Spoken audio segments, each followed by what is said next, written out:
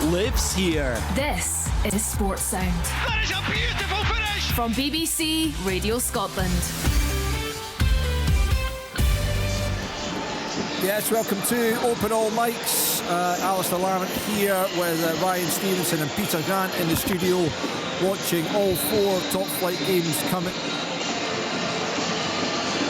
These top four grounds, as well as the top two games in the Championship, and I'll try and keep you abreast of all the other goals that go in around the country over the course of this afternoon. So, just about to get underway at all four top flight games.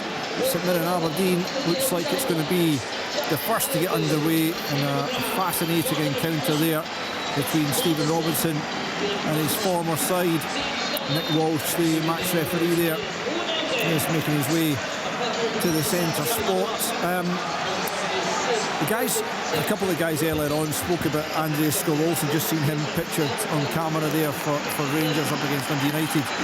It really feels like, I think you watched it, in fact you did the Rangers Hearts game, and I think that was, for me, in terms of the ones I've seen, probably the only time that I've ever seen him hit the form that you might expect of him.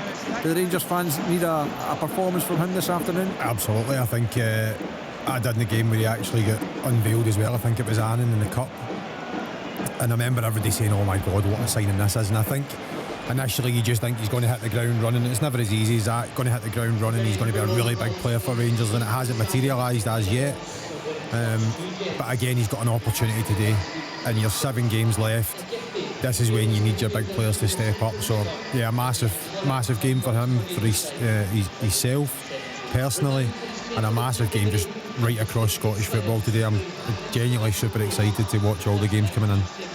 Yeah, well, Rangers about to kick off at Ibrox. They are underway at the Smizer Stadium. Well, what the conditions like in Paisley? They were dreadful when I was there for the St Mirren Rangers game a couple of weeks back. It's not too bad. Some light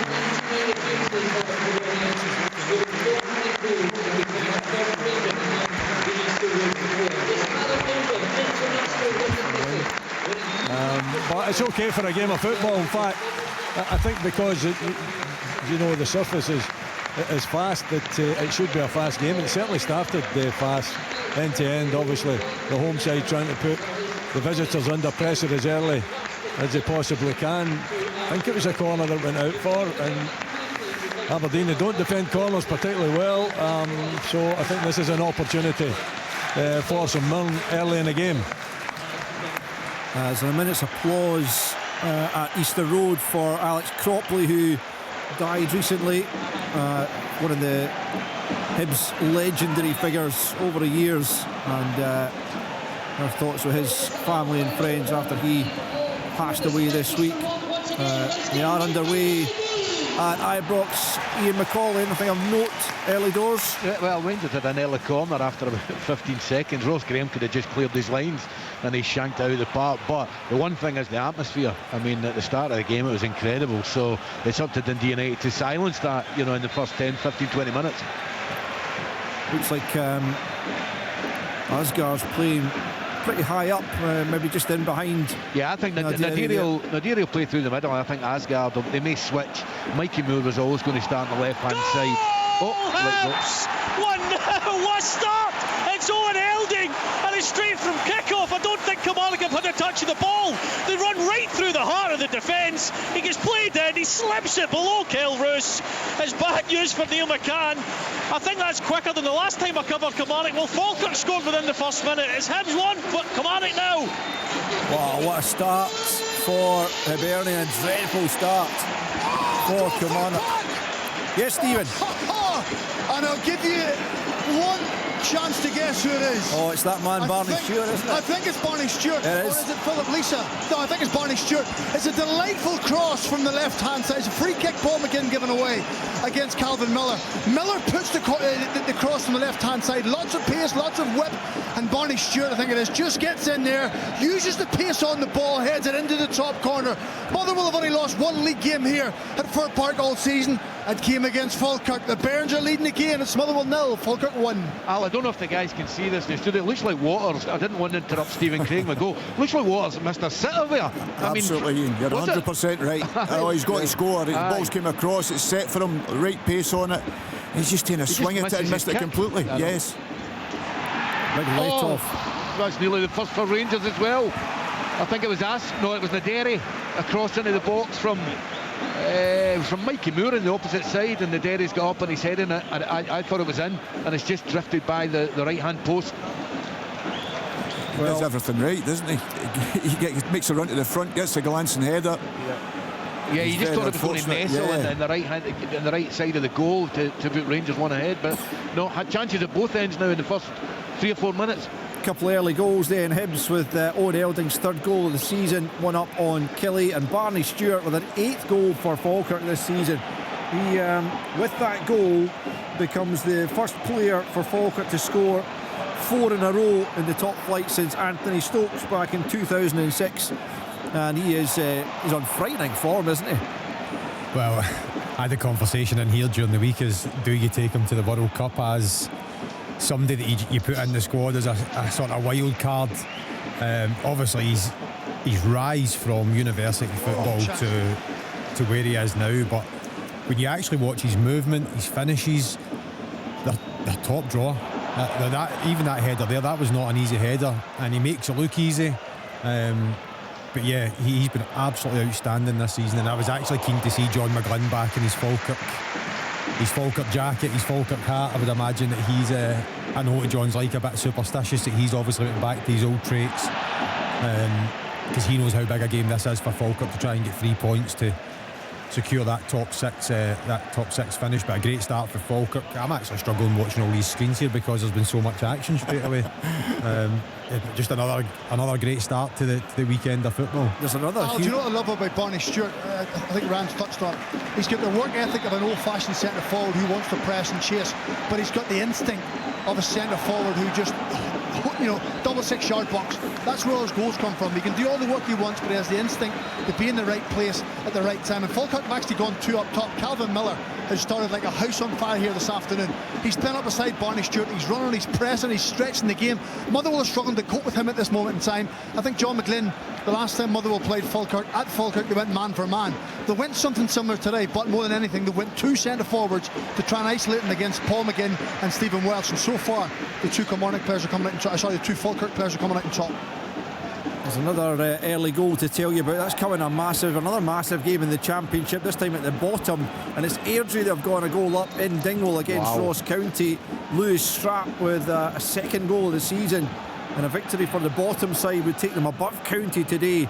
But a long way to go in that one. But County 0, Airdrie 1. Looks like Rangers have started pretty brightly. Ian McCall, a free kick there that was well saved. Yeah, listen, I was going to let you know about that, but I thought Maynard Brewer in the Dundee United goal made an absolute meal of it. I thought he could just moved his feet and caught it. So, Asgard was literally 35 yards out. I mean, he's hit it okay, but there's no way a goal should go beef for there. Just to answer your question, it is Asgard that's playing off Nadiri, with Scov Nielsen on the right and Mikey Moore in his usual position off the left. So no goals at Ibrox between Rangers and Dundee United thus far, nor at the Smiza Stadium between St Mirren and Aberdeen. One of the changes that Stephen Robinson had made, I think he made 5, is it that right, Willie? But the one that was kind of most notable was in goal, preferring Bratveit to Mitov. Yeah, indeed. I think that Mitov has been, his influence, with his defenders has not been good this season. He rushes quite a lot. He looks nervous at times as well. He sometimes comes for cross balls, particularly at set pieces, and then goes back onto his line. That uncertainty, and it's kind of a filtered through their defensive performances at times. And I think that's what Stephen Robinson had decided, that he didn't want that nervousness within the team. And Bratveit is a kind of a confident type of goalkeeper. He kind of oozes confidence, maybe overdoes it at times, but he's certainly different from Mitov, and Mitov has just been that little bit anxious and nervous this season. I think that's why the change was made. A number of changes. Nisbet out as well for Lajatic, which I found surprising, but I think he's going for maybe a little bit of youth and strength and pace up front. They haven't been able to really do much as an attacking force because it's St Mirren that's dominating the game, and had a couple of corners as well. One that Freckleton got his header on, and Brad Veet had to touch over the bar, so it's very much the home side on top at this moment in time. Still 0-0 then. Motherwell trailing at home to Falkirk. It was a hopeful penalty claim for the home side there, Stephen. Yeah, it was actually Tuanda Maswanishi. Really good play down the left-hand side. Emmanuel Longello threw the ball down the left channel. Elijah Just was just back from New Zealand during. He's travelled halfway across the world, but he was down the left-hand side. First time puts the ball across. Maswanishi takes a touch. He's goal side with Liam Henderson behind him. The ball gets away from him slightly. Henderson just touches his left arm. I'm not too sure if Maswanishi made an awful lot of it, too much of it, but the referee played on. Although the ball hasn't gone out of play since, so I'm not too sure if it's been looked at or will it be looked at. I think he was lucky there, Alistair. I think Stevens explained it really well, but you can see Maswanishi's in goal side of him, and Henderson's tugged his left shoulder, Maswanishi's left shoulder, while he's in front of him, so there's no reason for him really to go down. So it'll be an interesting one when the ball does go out to play. Well, play's restarted, Peter, so so it has, VAR, yes. So, yeah. Which, to be fair, Motherwell aren't too convinced with VAR this week after, of course, the 4.5-week delay to suspend one of their players. But there you go, yeah, so no penalty.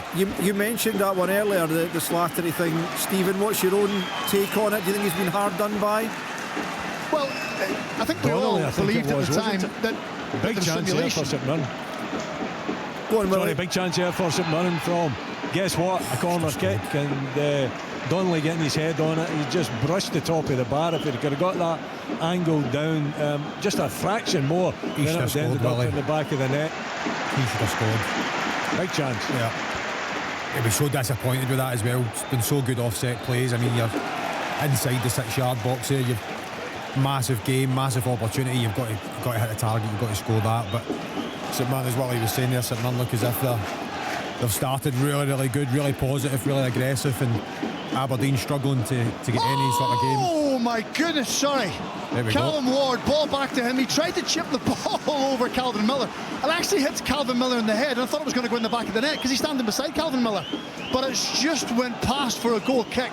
Huge let off for Motherwell. We know they take risks. We know Callum Ward spends a lot of time in the ball, but my goodness, almost 2-0 to the Bairns. Do you want to just finish your thoughts on Slattery?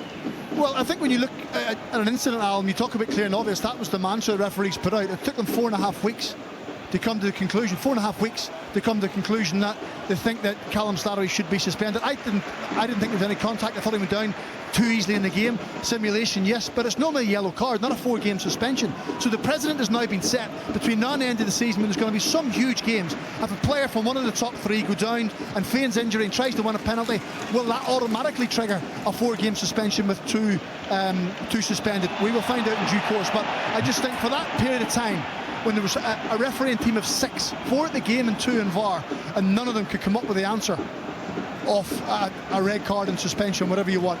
They've been overlooked. I think it's a poor reflection in the game. I think it is the right decision that he did to go down too easily, but I've no idea where the 4-game suspension came from when it should be a yellow card in play. Bizarre. I mean, to hand out a 4-game suspension retrospectively, weeks after the event, and it's just, as Craig says, for me they've opened a can of worms there which didn't need opened. Fair enough, come out and say, look, we got it wrong, but that is a dangerous precedent to set. I want simulation taken out the game like everyone else, but for me that is a giant leap between trying to get it out the game and handing out four game suspensions 5 weeks later. Is it not, Rory, is it not a 2-game suspended? It's 2 games suspended, but it'll go down, I suppose, as a 4-game suspension. Yeah, well, interesting to see how that does pan out over the rest of the season. Ian, how have United started at Ibrox? Well, they've settled okay. They're certainly committing bodies forward. The front 3 are getting on the pitch. I mean, Rangers are dominating possession of the ball, but it's all become a little bit pedestrian after, an incredibly frantic first 5-6 minutes of the game.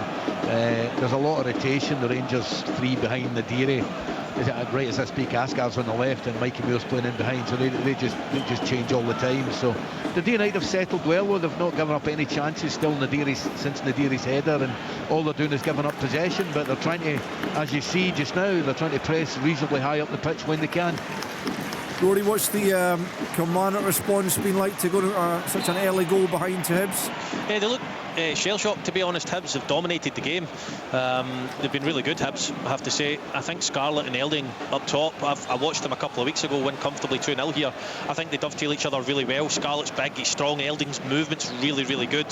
He scored that day as well with a couple of good finishes. It could be in here again. Oh, if he slips it inside! 2-0! And this time it's Paslak at the right-hand side. Obita's played down the left-hand side. Wipes Jamie Brandon out of the game. He squares the ball. Paslak's got the tap in. Hibs 2, Kilmarnock 0. Deserve it. Second goal for Felix Paslak. What a start for Hibernian, but that is just dreadful for Kilmarnock, right? Yeah, I mean, Neil McCann obviously speaking before the game, and they've done so well since they've gone in. Brian's questions were a bit like the Grim Reaper. I think he's just set him up here, hasn't he? But they have just not started at all. Brian was sitting next to me, Ryan, but he's left the stadium. No wonder. No wonder. I mean, I think when you're sitting in the change room before the game and you're looking at St Mirren and Aberdeen playing each other, you're sitting there saying, listen, let's just try and get something out of this game. And as Rory said, Hibs have been outstanding from the first whistle. And they've left themselves a mountain to climb now to try and get anything from the game. Ryan, could Roos have come out maybe and got there before Obita? He started to come and then changed his mind. Yeah. And at that point, he just left himself out the game completely. Probably, I think if he commits to it, maybe puts a bit of doubt in the Hibs players' mind. They just look, as you said, I actually think I think they're completely shell-shocked with the way Hibs have started, and it's just continued. And I mean, Hibs now just look as if... could get worse, you know. It could get worse, just constant pressure, constant. And as I said, I've watched Kilmarnock on the television a couple of times over the last few weeks, and they've been really good. But I covered the game at Falkirk, and they were, even by Neil McCann's own admission, they were outplayed, outfought, outthought. And today has started exactly the same. There'll be a petition going about that I can't travel with Kilmarnock. You and Brian are out for Kilmarnock games. I think so. Yeah, there's definite hints of that Falkirk game about the early Kilmarnock performance at Easter Road for sure. Neil McCann was talking pre-match about trying to take that good home form into, on the road. They're 12 without a win away from home. They've only won once all season away from home, and that looks like that record's going to stretch again today. Yeah, and it looked the way they set up, Alistair, to be perfectly honest with you, that they were going to sit a little bit deep and hopefully they were going to break quickly. But when you lose that early goal so early, it puts the mindset different. The players now are looking at the game here, they're caught whether to press the ball, whether to sit deeper, whether to go after the game, and it's causing them undue problems, especially in the wide areas, because now the full-backs or the wing-backs are going high, and there's a gap between the centre-back and the wide player is massive, and Hibs are getting down there time and time again. It looks as if there are no defenders back there. Neil will be hoping they could start the game again, bring the players back in, and let's start this one and readjust. And it's very, very difficult to see how you're going to get Kilmarnock to change this, because I don't think they've got the players to change a turnaround, but to stop it going 3 or 4 where goal difference could become massive. That must be the earliest opening goal this season now. You'll know something like that. It must be close. Of course, I've got that to hand. Do you think I would have mentioned that already if I had that particular statistic to hand? I'll tell you what I do have to hand is that Airdrie have gone 2 goals up. Chris Mockery up at Dingwall. I mean, that's unbelievable. It's just unfathomable what has happened to Ross County this season, is it not? I mean, honestly, you could not make that up with the level of finance that has been spent there. It's just crazy, and you keep thinking it's going to turn, and it just doesn't. I mean, they can go down now. They probably will go down now. It's incredible that they could win League One. Nothing against League One, but it's incredible. It is really astonishing. They've got a big job in their hands to turn that one around. 2-0 down, Ross County away to Airdrie. Booking there for Tello Asgar. Yeah, it was just a clash of heads, Al. I'm not sure there was a lot in it, and Fata, I think it was Fata was down, got up reasonably quickly. If he did, if it was head and head, he certainly Asgard, it was not intentional. I think there's a forearm perhaps involved as well, which is possibly what the referee has given it for. Forearm. I'm just keeping half an eye there on events at Smythe Stadium, Willie, and it looks for the most part like it's been Aberdeen on the back foot. Just about. 100% correct. We've had one, maybe two ventures in the St Mirren half, and really impressed with St Mirren how they're playing, the movement, the link play, the way they move the ball from the back through the midfield up top. So they've been really impressive. It's a big change of style, I would suggest, that Craig McLeish has brought to the Schmeiser Stadium. So far no goals, couple of opportunities, one big one, and Aberdeen really struggling, really struggling, had no input into the game at all, and are under pressure one more time. Yeah, it looks like incredible, just crosses into the box. I think it was Ayunga on that occasion getting his head on it, not managing to get enough power on it. It goes out for another corner, and the pressure continues. It just looks like a matter of time before St Mirren are going to score at this. I'm really surprised the way they're trying to play out Willie Aberdeen, and they don't just seem to have the quality to do that. They're turning the ball over time and time again. And St Mirren, at any time they pass into the middle of the pitch, as we spoke about earlier, St Mirren are right on top of him and stealing it off them and just keep... Oh, it's smush ball! How does that one go by? Who was it? Was it Ayunga that got the header on it? I think it was Ayunga, and he puts it by the near post. But yet again, Aberdeen cannot defend corners, cannot defend set pieces. Incredible. But Aberdeen wasteful, and St Mirren elegant. I don't think I would be saying that about St Mirren this season, to be perfectly honest. But you know, the way they're playing, it's very impressive indeed. Some of the Rangers supporters not keen on John Beaton's refereeing so far in this game. I was going to come in there, Al. It was Christian Karetz's. I mean, Willie was talking about Alec McLeish there, meeting Alec McLeish at the game. It was a tackle that Alec would have been proud of 30 years ago. I mean, he absolutely won the ball, but he took the man as well. But the punters were, as you can hear, they're in full voice now. And sometimes that's the type of thing that can turn the atmosphere in a stadium. I mean, there was a foul just before it, and then Karetz's did that challenge, which 20, 30 years ago would have been purring about. These days it's kind of frowned upon. No foul was given, that's why the punters are up in arms.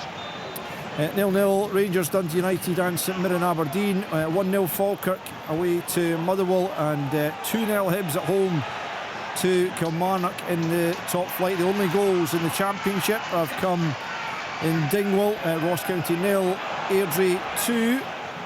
Lewis Strapp and Chris Mockery on the score sheet there, and as far as I've seen so far, no goals in either leagues 1 or 2. Actually, Forfar have got one.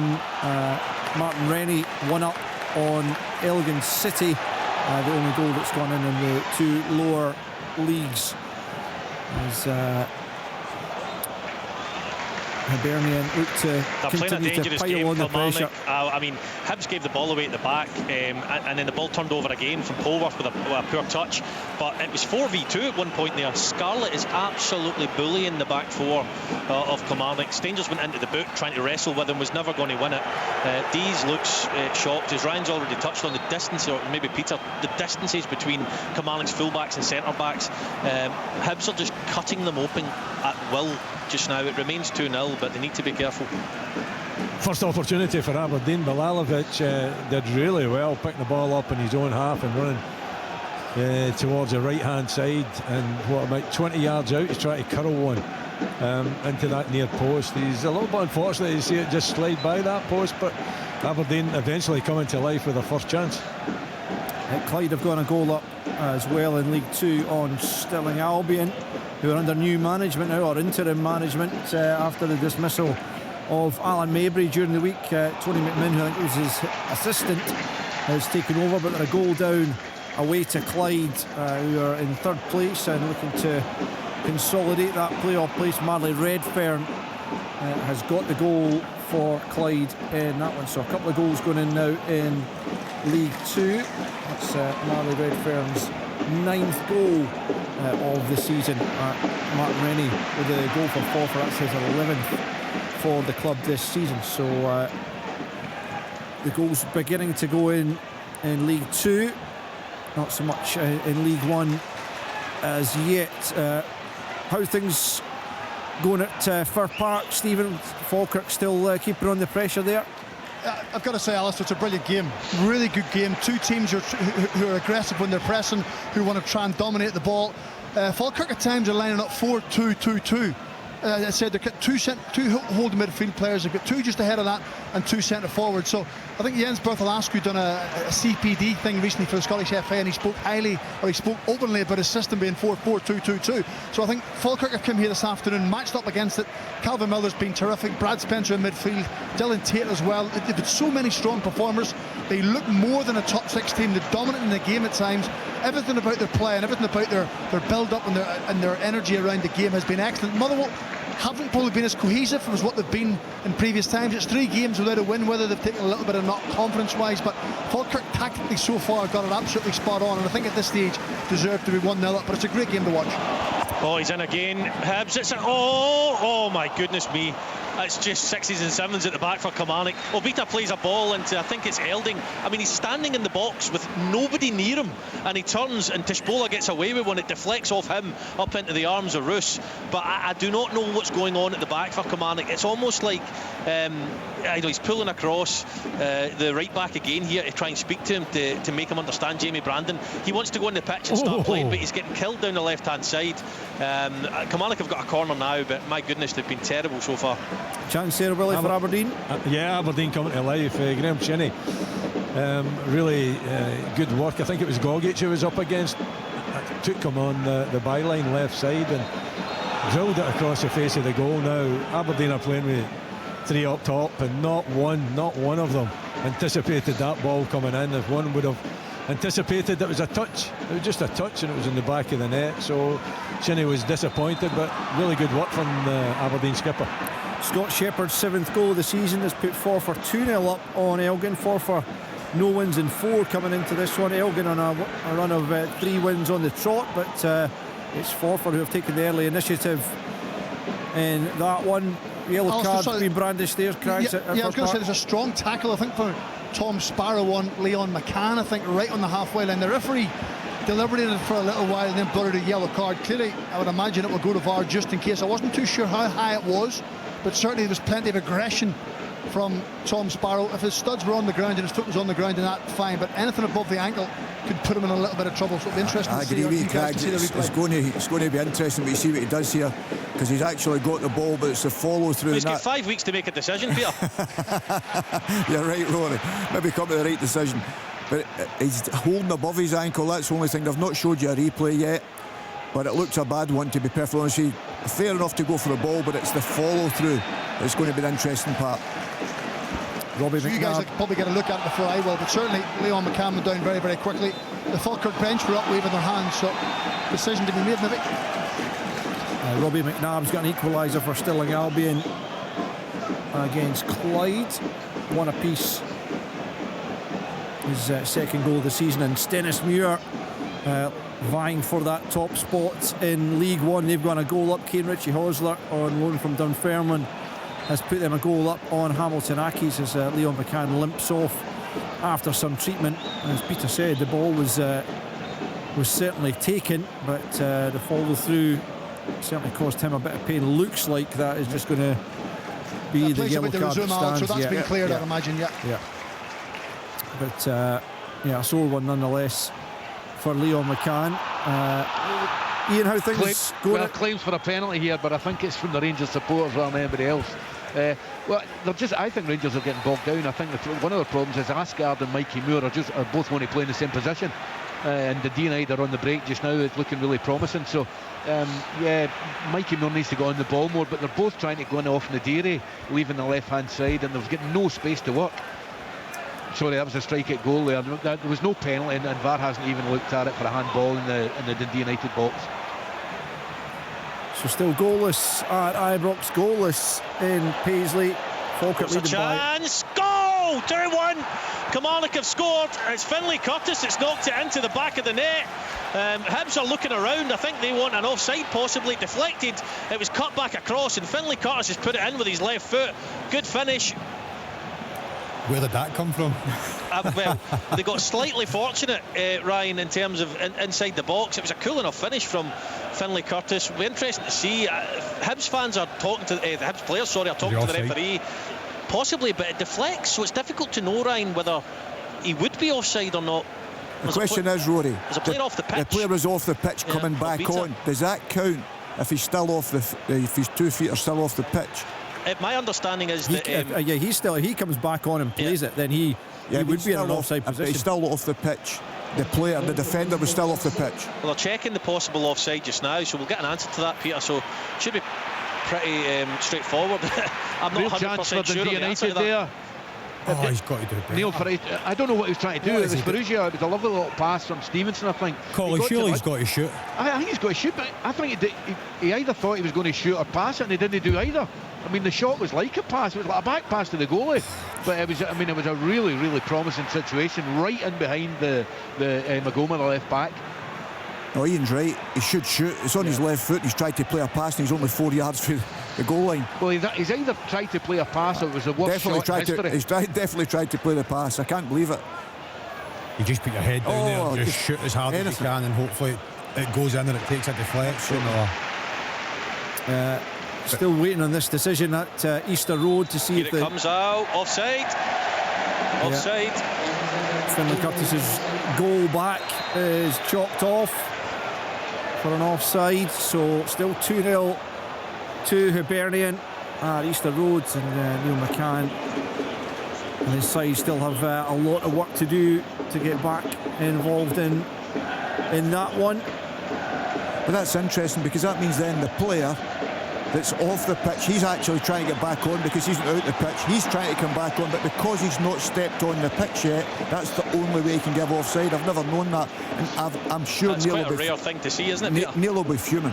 I'd be fuming because the player is goal at Ibrox, and it's for the home team. It's for Rangers. I mean, Asgard was getting pelters for taking a terrible corner. He's got in the second ball out wide, beat his man and curled in an absolute great strike. Maynard Brewer could only get a hand to it, and I think you guys will tell me, I think it was Nadiri went in the follow-up and just knocked it into an empty net, but Asgard went from getting absolute pelters to 2 seconds later, lovely bit of skill, curled a shot. Should Maynard Brewer do better? You guys can tell me. 100%. But Nadiri's there, he tucked it in an empty net. 1-0 Rangers. Yeah, the keeper's got absolutely. I'm saying catch it, but at the very worst, he's got to tip it over the bar. From my angle, Ryan, it looked as if it might have been in the corner, but it looked like it might be in the middle of the goal. So therefore, he's going to just catch it, maybe. Oh, it's a keeper. That's Jim Goodwin will be. You'd be raging if you're Jim Goodwin, because they've actually grown into the game with a couple of half chances. Absolutely. That's. Put a set of gloves on myself. That's an outfield player playing goals, isn't it? I'm saving that. How's Nadiri done, Ian, just in general, without Chermiti? Because there'll be more onus on him being actually in the box between the sticks. He's done okay. I mean, I think that, as I was saying, Asgard and Mikey Moore were getting kind of too close to him, and I think he's a player that they would be better making runs, down the sides. Well, I think he's the type of player that likes to come off and try and take it and link it and then get in the box. But he certainly has been in the box a little bit more. I mean, I was amazed when I watched him and Chermiti together at times, both of them in between the posts. But he got his goal there from a really good follow-up from a poor goalie error. But he does like to come and take it in, though, and I don't know if he's a natural goal scorer, but he's certainly a decent player. How does he miss that? Who is it? Is it Donnelly? It's a brilliant free kick, by the way. They play it short to the man that's coming out for the penalty area at the angle, and then it's just lofted over the top of the Aberdeen defence. Donnelly, all he has to do is put it in between the 3 white posts, and he somehow manages to put it way past the far post. Incredible miss. He's caught with that one. Well, he doesn't know whether to nod it back across the goal or head it on goal. He's got to score. You're 100% right. But you watch the replay, you can see him looking at the other player. I think it's Phillips. He's tried to nod it back across to him, actually. Can't believe he's not went for it. That's a couple of goals he should have had already, Liam Donnelly, in this game. As Elgin have got one back. That's a goal at Gayfield. Yes, Tyrone. And it's a goal for the home side. It was a lovely flowing move up the park. Arbroath just cut St Johnstone open. The ball was eventually played to Ryan Dow, and he lashed it into the net from about 13 yards out. So it's Arbroath 1, St Johnstone 0.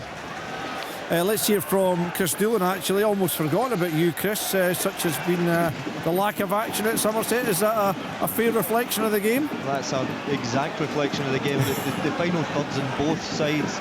You could take the goalkeepers off in this game. Neither of them have had to do a single thing.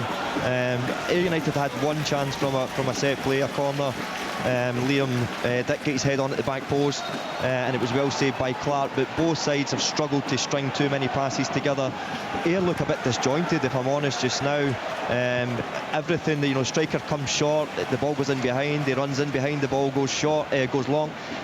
They're just a wee bit all over the place. Thistle look a bit more in tune, as you maybe expect in their position in the league, but right now both sides are struggling in the final third. That's pretty obvious just now. Okay, 0-0 on that one, but that's a big goal at the top of the table. That will no doubt buoy the Thistle fans. How's wee Johnny Sutherland feeling now, Al?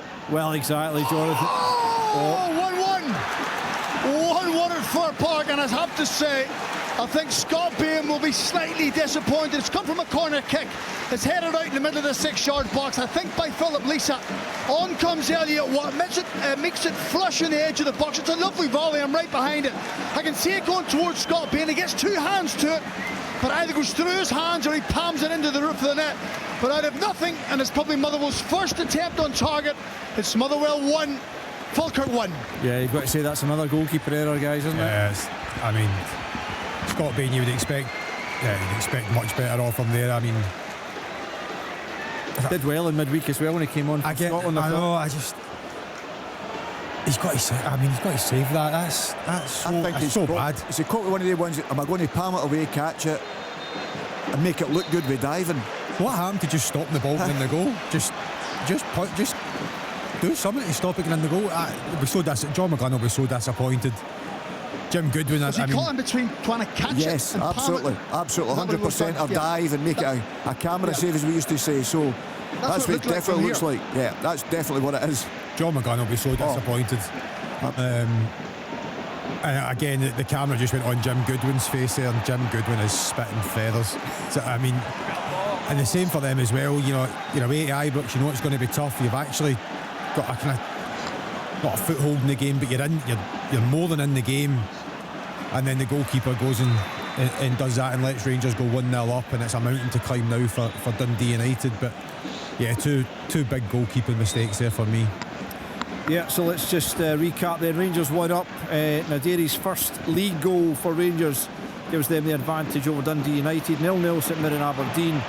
1 each now at Fir Park. Elliot Watt's 5th goal of the season, equalising for Barney Stewart's early strike, and 2-0 Hibernian leads in Championship. It's Arbroath 1, St Johnstone 0. Ryan Dow's 3rd goal of the season has got them in front against the league leaders St Johnstone.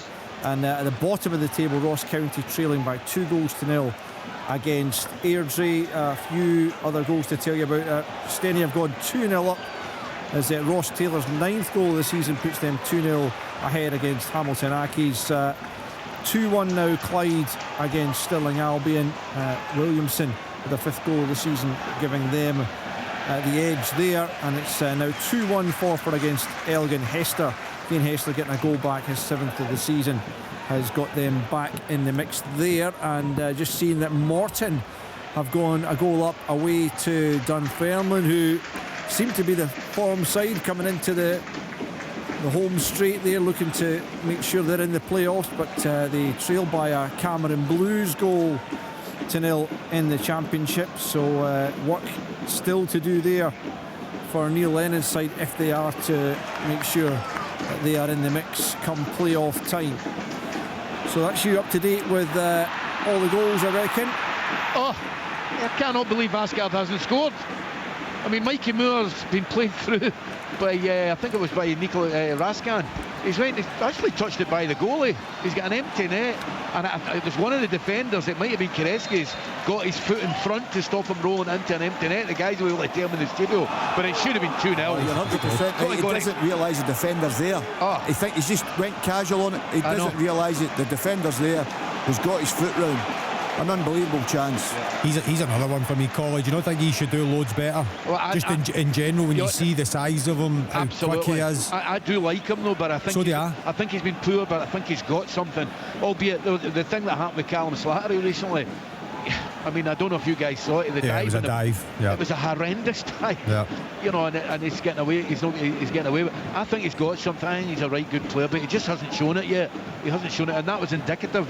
That chance, there was just a little bit of slackness about it, as if I'm going to score here, no problem, and it allowed the. I mean, that should be the game dead. That should be 2-0 to Rangers there. Yeah, Rangers can't afford to be passing up chances like that for going for a title. Oh, it's massive chance. And as I say, he just gets sloppy because he doesn't realise Nadiri does very well. He spins, knocks it across the goal to him, and he just gets so casual. Good defending, you'd have to say. Good defending, but no top striker. Puts that in the back of it. You're never getting in front of him there in the box. What a goal! Quite magnificent. Ayunga with the deftest little back heel touch, got it onto his right foot and then drilled it low to the right hand corner of Brattvik, giving him no chance whatsoever. But hey, twinkle toes it was a magnificent little touch to set up the chance. Didn't look as though it was on, and then wow, he got his head over it and he drilled it low into that near corner. St Mirren 1, Aberdeen 0. Good value for that, Willie, would you say? Say that again. Are they good value for that, would you say, on the balance of play? Yes. They've dominated the game. Aberdeen, last 10 minutes or so, have come back into it. Had a couple of little half chances himself. But, you know, Donnelly's had two, you would say, opportunities that he should have found the back of the net with. Yes, Tyrone, go for it. And it's an equaliser for St Johnstone. It was the ball that was played in from the right hand side. It was Jamie Gullen who got on the end of it, sticking a toe out and prodding it into the net to make it Arbroath 1, St Johnstone 1. Thanks, Tyrone. That's a big goal for St Johnstone to get back before half time. Again, sorry Al, I've got to say something about Asgard's corners. I mean, the crowd are going mental. He must have hit 6 corners and every single one of them was shot.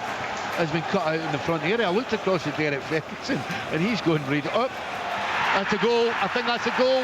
Yes, it's in. I think it is. Oh God, who got the last touch on it? I think it's Sterling. It might be Dujon Sterling at the very last touch, or it could have been an own goal. I mean, it was actually, I was giving Asgard a bit of stick there for his corner. It was him that played the ball into the box after another poor corner. Maybe that's the tactic. Maybe that's a poor corner then a good second ball, but his corners have literally been so bad. But anyway, it's, I think it looks like Dujon Sterling's got the last. Although I wouldn't rule out an own goal, but he's certainly claiming it, getting the last touch. It's a terrible goal for Dundee United's point of view again. 2-0 Rangers. Yeah, we'll try and clarify exactly who will get the credit for that, but Dujon Sterling, as you say, is the player claiming it, and even that throw-in. Absolutely, they're trying to play offside at a throw-in. They don't even know the rules. Yeah, dig back in, and then Sterling. I think it was probably going on in the back of the net before the defender. But Sterling's goal. You get a. Yeah, I think so. Did it come off a defender? It comes off the defender on the line and goes in. Yeah. Came off his chest, but I mean, I think he's got to do better there. That's two terrible goals for Dundee United's point of view, and that would that game finished. Yeah, listen, you'd have thought so. I mean, they had a great chance 3 or 4 minutes ago with Asgard to put it at 2-0, but usually at 2-0 with the crowd here, it's a long way back for Dundee United, and also psychologically Dundee United know they need to win to stay to try for the top 6, so they need to score 3. I would say that's doubtful. That basically sums up Dundee United's season. They've actually been decent in general, but at the back, the goals they concede are horrendous. I mean, up until Maynard Brewer's thrown that one in, Dundee United were given as good as they got, and they got into 2 or 3 really good positions with possibly open the scoring, but since that goal went in, it's been mostly Rangers. Yeah, 2-0 then to Rangers, who will go top of the table if they can see that one out. And then what we've got to say is that was some goal from St Mirren. Great bit of skill there, sent the 2 Aberdeen players the opposite way, and then a tidy finish.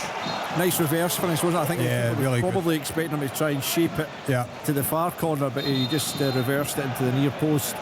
And Ayunga gets a third league goal of the season. But and I think Rory will be able to tell us if Kilmarnock look as if they're starting to come back into the game. Obviously the goal chopped off, but if you're Neil McCann now getting in at half time, you're saying, listen, St Mirren are winning, can we try and find something from somewhere to get back into this game? Signs of life from Kilmarnock. Ryan, you're right. Kilty had a shot on goal. It was easily saved, but it's a shot on target. There 3 or 4 corners. That goal, whilst disallowed, has given them a shot in the arm. They've been the better team for the last 5 or 10 minutes, but there's been so much happening elsewhere. There's not had any real opportunities to score, but there's certainly a marked improvement in the last 10-15 minutes. Dujon Sterling's first goal of the season has given Rangers a 2-goal advantage against Dundee United. I think from memory the only other goal he scored for Rangers was in the European game, maybe Athletic Bilbao.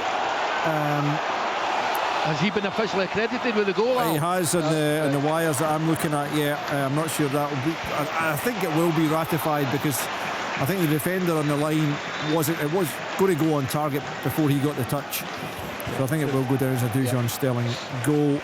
And Tyrone must tell us that Jamie Gullen scored just before the interval there to make it Arbroath 1, St Johnstone 1, his 9th goal of the season, with Partick Thistle still level at nothing each at Somerset. Dunfermline 0, Morton 1 and Ross County 0, Airdrie 2 elsewhere. That's a chance at Ibrox. I think a really, really good corner from Asgard, believe it or not, and Nadiri around the back area. Absolutely, it looked to here from a free header, and he's put it into the side netting. Motherwell have shot themselves in the foot. Elliot Watt, he got the equaliser. They're messing about with the ball in the 6-yard box. Falkirk have been set up absolutely brilliantly, man for man. They're locking on. Elliot Watt receives the ball, flicks it round the corner back to his goalkeeper Calvin Miller or Barney Stewart. One of them press him, put him under pressure. Ball rolls free, and I think Ambrosio potentially taps the ball into the back of the net. Motherwell have got themselves back into the game. They were the more dominant team, and once again shoot themselves in the foot. It's Motherwell 1, Falkirk 2. Craig, surely the goalkeeper's just got to come and wipe everybody out there and just launch the ball. Nah, in fact, they're probably not. Half time in Ayrshire, United now, Partick Thistle now. Probably a slack pass as well. He's kind of blind, that's the problem. He gets a ball off Paul McGinn, Elliot Watt. The goalkeeper's behind him, he doesn't realise. I think it's Barney Stewart or Calvin Miller is going to press. It actually is Calvin Miller. Doesn't realise he's going to press him, just flicks it blindly behind him. And Calvin Miller gets onto it, the ball breaks free as it's happened. But Paul McGinn's got to play forward, surely. It's a goal for Dundee United at Ibrox. I think it's Fata. It's been really a poor player from Mikey Moore, because you caught in possession looking for a free kick, and Fata's ran in, cut inside. I think he cut inside John Suter and curled in the far corner. Really, really good finish. Right, actually Butland had no chance because he went right in the side netting. So Dundee United back in it. It's Rangers 2, Dundee United 1. Yeah, a glimmer of hope for them before the interval. Half-time at Gatfield 1-1. Thanks Tyrone, you'll have heard Chris say it's 0-0. Half-time in Paisley 1-0. Thanks Willie. Amar Fata's 8th goal of the season, making it just 2-1 now to Rangers against Dundee United. Going back to that Falkirk goal, I'm almost amazed that Motherwell haven't lost more of that type of goal, given their desire to play it out from the back over the course of the season. But Peter's 100% right there. I love the way Motherwell try and play it. I understand that, I get it. See when McGinn gets the ball there, as an experienced player, he has to understand it. Regardless, if he can't just pass it forward, he has to just try and play it into an area. There's a time and a place to play the passes, and that wasn't it, and then it just accumulates into... Ryan, he had 20 yards in front of him. He had 20 yards, there was no pressure on him, and he looks back and puts into an area where all the Falkirk players are bypassed. If he passes it forward, he's taking 4 Falkirk players out of the game. And do you know what? Fair play to Calvin Miller. I was disappointed not to see Calvin Miller in the Scotland squad. I think with the international friendlies, it was a good opportunity for him to get in. But great play from him to sniff that sort of danger, get in there and put the goalkeeper under pressure, and they managed to get the goal off of it. It's Scott Honeyman's 9th goal of the season has given Dumbarton a late first half lead away to Stranraer. Unbeaten in 7 coming into this one, actually. Dumbarton down in 9th place in League 2, but that's a kind of run of form that you want to be hitting at this time of the season, and on course for another victory down at Stair Park this afternoon. We're still got first half action to see out at both Ibrox, Fir Park and indeed Easter Road. Half time in Paisley, where St Mirren lead by Half time at Ibrox Hall, Rangers 2, Dundee United 1. Ian's confirmation that United still very much in that. As the half-time whistle goes, Ryan Naderi and Dujon Sterling giving Rangers the 2-goal advantage, but Amar Fata with a late first half goal, just putting the cat amongst the pigeons somewhat into the second half for that one. And he's kicked off slightly late at Easter Road because of that minute's applause for Alec Cropley, so that'll still have a wee while to go. And I would love to be a fly in the wall in Jim Goodwin's half-time team talk, whether he goes in and he absolutely empties them for the state of the goals they've lost, and then says, but listen, we've got a goal back, we can actually maybe get something out of this game, or whether he goes in and actually just tries to be placid. Again, the camera went back onto him after the Dundee United scored, and he literally hadn't even clapped or broke a smile, so I think the goalie's not going in. Yeah. I missed an Airdrie third goal that went in. Cole McKinnon has made it 3-0 to Airdrie up at Ross County a few minutes before half-time. That is half-time at Easter Road now, Hibernian 2, Kilmarnock now. Thanks, Rory. So, still going at Fir Park, yeah, Stephen? We had a minute's silence ahead of the game as well for Billy Campbell and Willie Watson, who passed away this week, so we've had a slight delay, but there is the half-time whistle. It's Motherwell 1, Falkirk 2. So, as always, drama around the country and goals in all the top flight games. We'll get to half-time reports right here coming up on Open All Mics. Scottish football lives here. This is Open All Mics from Sports Sound. Go! Go! From BBC Radio Scotland. Yep, this is Open All Mics on Sports Sound, half-time round the country. Rangers with the opportunity this afternoon to go top of the table if they can beat Dundee United. Telling us the story of the first half of our commentary team, Derek Ferguson and Rob McLean. Yes, our Rangers on course to be top of the top pile in Scottish football for the first time in over 2 years. 2-1 at half-time, could have been even more emphatic had Dundee United not got a goal back right on 45 minutes. And when it was 2-0, it just seemed like a completely ridiculous scoreline. Rangers pretty sloppy, pretty unimpressive in most aspects of their game, failing to deliver from set pieces, giving the ball away pretty cheaply, not really carrying a massive threat. Dundee United in the first half hour looking much the better team and looking to capitalise on Rangers' mistakes in the opening minute. Farrugia got to the byline, his cutback looked as if it should have been converted by Max Waters, who missed it completely down the other end. Adiri with a glancing header which went wide of target, but the basic mistakes kept on coming from Rangers, who somehow managed to surmount that and go ahead in the game. It was a shot from outside the box from Telu Asgard. It was clawed away by Ashley Maynard Brewer. Looked as if he should have been touching it over the top of his crossbar, but all he could do was claw the ball up in the air, and in came Nadiri to touch the ball home for his first league goal for Rangers. And what a relief for the Rangers fans around the ground that their team were in front. 1-0 became 2-0 when a header from Scott Olsen was diverted into goal by Dujon Sterling.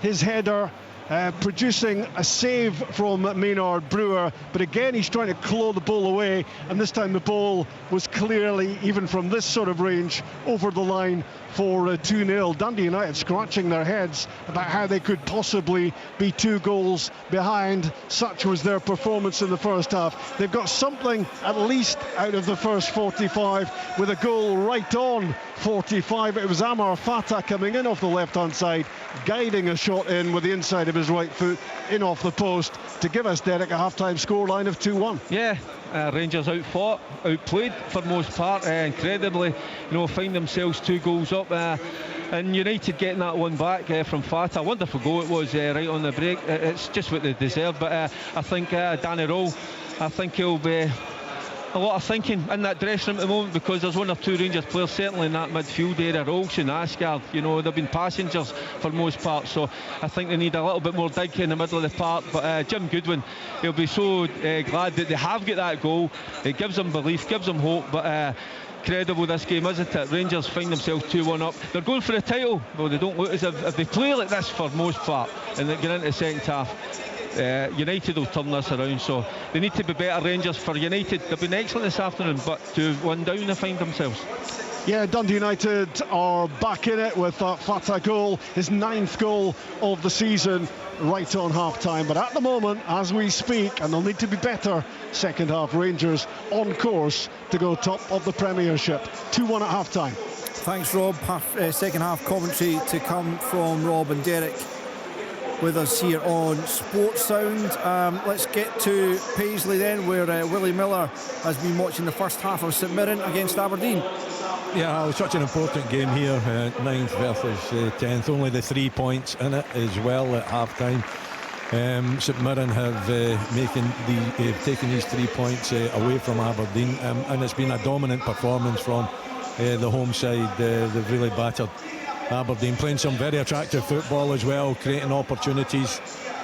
Freckleton had a header that Brathwaite from a corner kick. Corner kicks Aberdeen just cannot defend, and Brathwaite touched it over the bar, so there was early signs that at set pieces it was going to be difficult for Aberdeen. And from a corner kick, Liam Donnelly should have finished as well. His header had a lot of power on it, but it skims the top of the bar. And then Donnelly again had for me an even better opportunity. I felt a well worked free kick. You could see right off the training field, Donnelly finds himself free, just a goalkeeper to be into two minds, not sure what to do, and he puts it by the post. Big chance gone. Aberdeen, Bilalovic had a run. They gave Aberdeen a little bit of hope. A low shot went by the post, and Shinnie had a run and across the face, the face of the goal, where it just needed a red jersey to touch.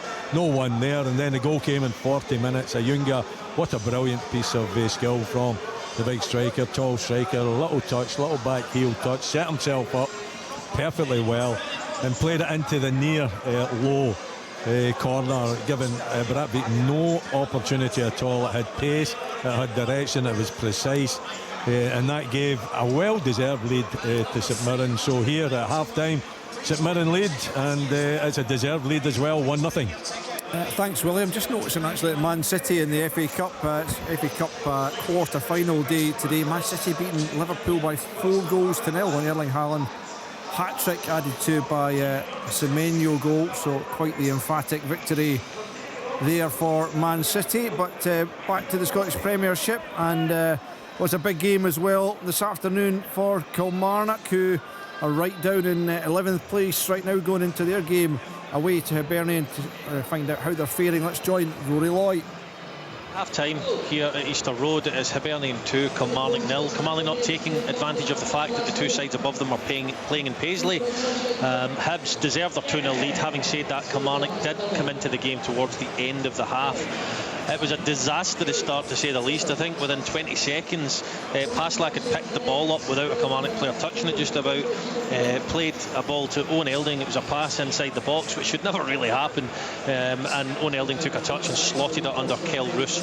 A really tidy finish to put Hibs 1-0 up with the perfect start, as I said. And it was doubled 15 minutes later. It was 2-0.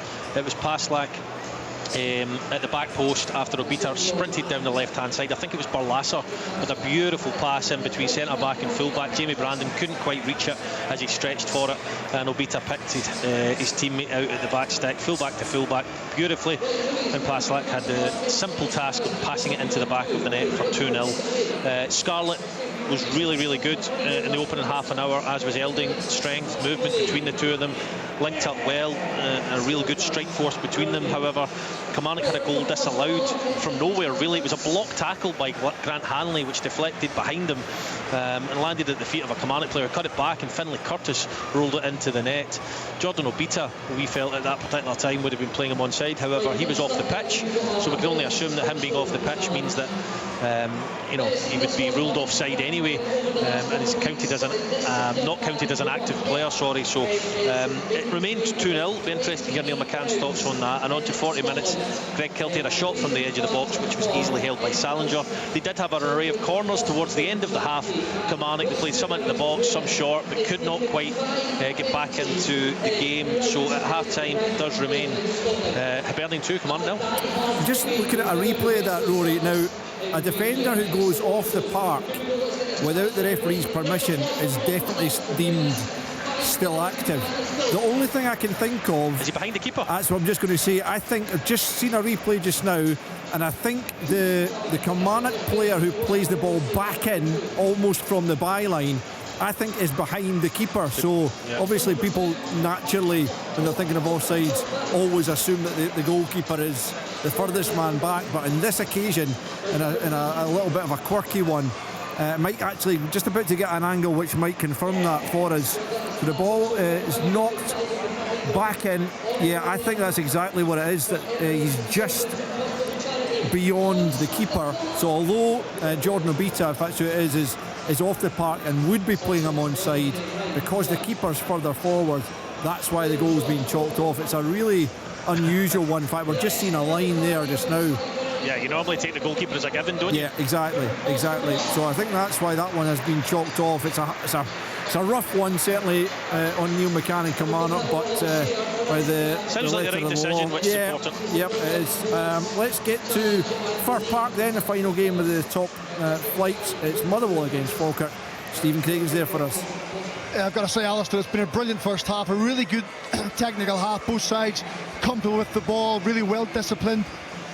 Hard to play against them. When they pick up possession, they can really carry a threat. But this game got off to a flyer 3 minutes in. There was a free kick on the left-hand side, and Calvin Miller, who's been pivotal for Falkirk this season and absolutely outstanding here this afternoon, he takes in swinging free kick, lots of pace on the ball. Barney Stewart, the man on form, 6th goal in 5 games. He pops in between the Motherwell centre halves and just powers the ball in beyond Callum Ward. He uses the pace on the ball, directs it really well. Perfect start for Falkirk. Could have been 2-0 after 10 minutes, actually. Callum Ward, the Motherwell goalkeeper, we know he spends a lot of time in the ball. He actually tried to chip the ball over the head of Calvin Miller out to this right-hand side to Stephen O'Donnell. He was about 5 yards from Calvin Miller, hit it right off his head. And he just stood anxiously waiting, hoping the ball wasn't going to drop into the back of the net. Fortunately for him and for Motherwell, it just slipped wide. But that was just a kind of sign of things to come, where Motherwell were a little bit sloppy in possession. Falkirk were set up really well for the counter-attack. Philip Lissa, I've got to say, has been outstanding as well. He's man-marking Tawanda Masvanisi. He hasn't really had a look in, and Lissa has absolutely cruised through the game. But anyway, Motherwell struggling to make headway in the game. 35 minutes, they get the equalising goal out of nothing, really. Corner kick for Motherwell, cleared by Liam Henderson, comes to the edge of the box. Ellie Watt catches it flush on the volley. From where I was, I thought it was going to threaten the goal, but I think Scott Bain was caught in two minds, whether to palm it, whether to catch it. Ended up just pushing the ball into the roof of the net, and suddenly Motherwell are level in the game. They got a lifeline. They looked aggressive. They worked better with the ball. The sharpness was there, the crispness was there. But right on half-time, the hero became the villain. Elliot Watt received the ball off Paul McGinn with his back to goal. He tried to flick it back to Callum Ward, not realising that Calvin Miller was behind him.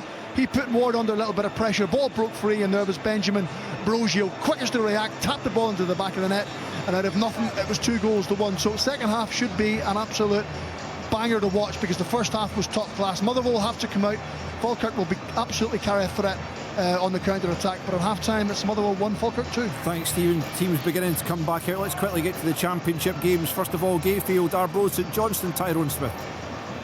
Yeah, the second half's just getting underway here at Gayfield, where it's Arbroath 1, league leaders St Johnstone 1. The two teams have really struggled at times amid very tough conditions here, with the rain whirling around the ground. It's been a tale of wayward passes and the ball constantly being fired out of play. However, Arbroath, they almost took the lead on 24 minutes. St Johnstone's Jack Diabate, he had the ball, he tried to play it back to his keeper Toby Stewart, who slipped, he couldn't get to it.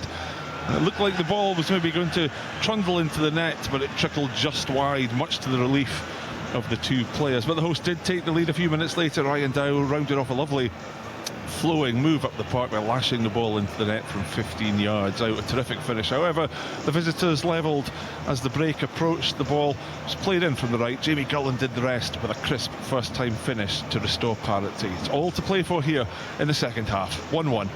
Thanks, Tyrone. And finally to Somerset Park, it's Ayr United against Partick Thistle. Chris Doolan. Yeah, and we're just underway here at Somerset. We're at Ayr United 0, Partick Thistle 0. The first half pretty forgettable, if I'm honest, and especially in the final third for both sides. They'll probably be disappointed with the way they've created a lack of creativity from both sides. It's been competitive. I think that's the way I would probably describe it. Centrally in the pitch, it's been very competitive. The only real chances for both sides, they've had a chance each, and they both came off a corner. 18 minutes in, Liam Dick got round the back post and got his head onto a cross ball from a corner, and it was palmed away well by Josh Clark. And then in 39 minutes, Partick Thistle had a chance. Lee Ashcroft showed some terrific footwork, if I'm honest, just to create a couple of yards of space inside the box, and he got a shot away which was well blocked. And apart from that, both sides have struggled in the final third, but I think Ayr United would take a point with everything that's gone on at the club over the last week or so. It's a good point for them if they can take it any way, shape or form, but it's still 0-0 here at Somerset. Thanks again, Chris. A choice of listening again then for second half commentary live from Ibrox with Ron McLean and Derek Ferguson, tuned to Radio Scotland Extra Digital or 810 medium wave, and for open all mics it's on BBC Sounds and 92 to 95 FM. All options available via the website at bbc.co.uk/sportscotland. Football from Sports Sound on BBC Radio Scotland. Yeah, welcome back to Open All Mics for the second half of the games. They're underway again at the Smythe Stadium and about to get back underway in the other three, and Ian McCall looks like a double change is imminent for the hosts. Danny Rule perhaps not entirely satisfied with that first 45. Well, I wouldn't have thought so. I mean, they were cruising, but it's certainly listen, this might have been planned, but Gassama and Chermiti are coming off. I'd be surprised if it wasn't his, actually. Scott Volson is off, and the other player off is Nadiri. So that might have been the plan anyway, to play a half each, Nadiri and Chermiti, but there's certainly two changes for Rangers, probably like for like, as the game kicks off for the second half, Al. Thanks, Ian. Ian will keep us up to date with any further goals at Ibrox. To Willie Miller at the Smythe Stadium, I think the Dons made at least one change at the break. How are they faring thus far? Well, they get rid of all their front men. Three off. Lajatic, Keskinen, Bilalovic, On, Olasanya, Armstrong and Nisbet. A little bit better early in the second half. Stuart Armstrong making a difference there with a really positive run into the box. The strike took a deflection and just slipped by the post to go for a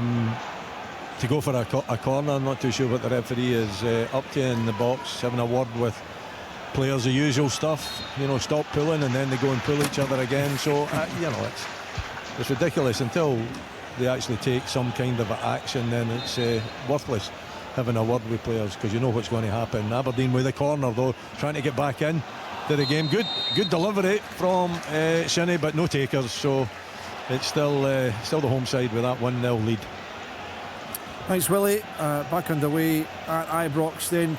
Chermiti into the action, but unable to link there with Dujon Sterling. I said earlier his only other goal had come, I knew it was in a European game. I thought off the top of my head Athletic Bilbao. It's actually Benfica that he'd previously scored against. So back on the score sheet today. They're back underway in the other two games as well. Any changes at Fir Park at the interval, Stephen?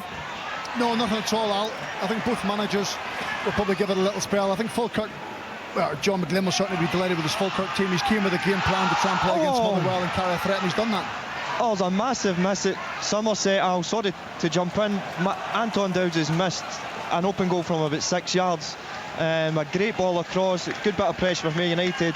It gets cut across the 6-yard box by Marco Roos, and at the back post in comes, I think it's Ben Summers, and instead of shooting he just cushions it for Anton Dowds, and it's an open goal and he blasts it by the post. A huge chance for Ayr United. Well, still waiting on the opening goal there. Andy Todd has got an early second half strike, his 13th goal of the season. He's brought Dunfermline level at home to Morton, one apiece now in that one. Tell you what, Falkirk should have been 3-1 up. They win the ball in the halfway line. One pass just opens Motherwell up. They're so open and so exposed, as we know.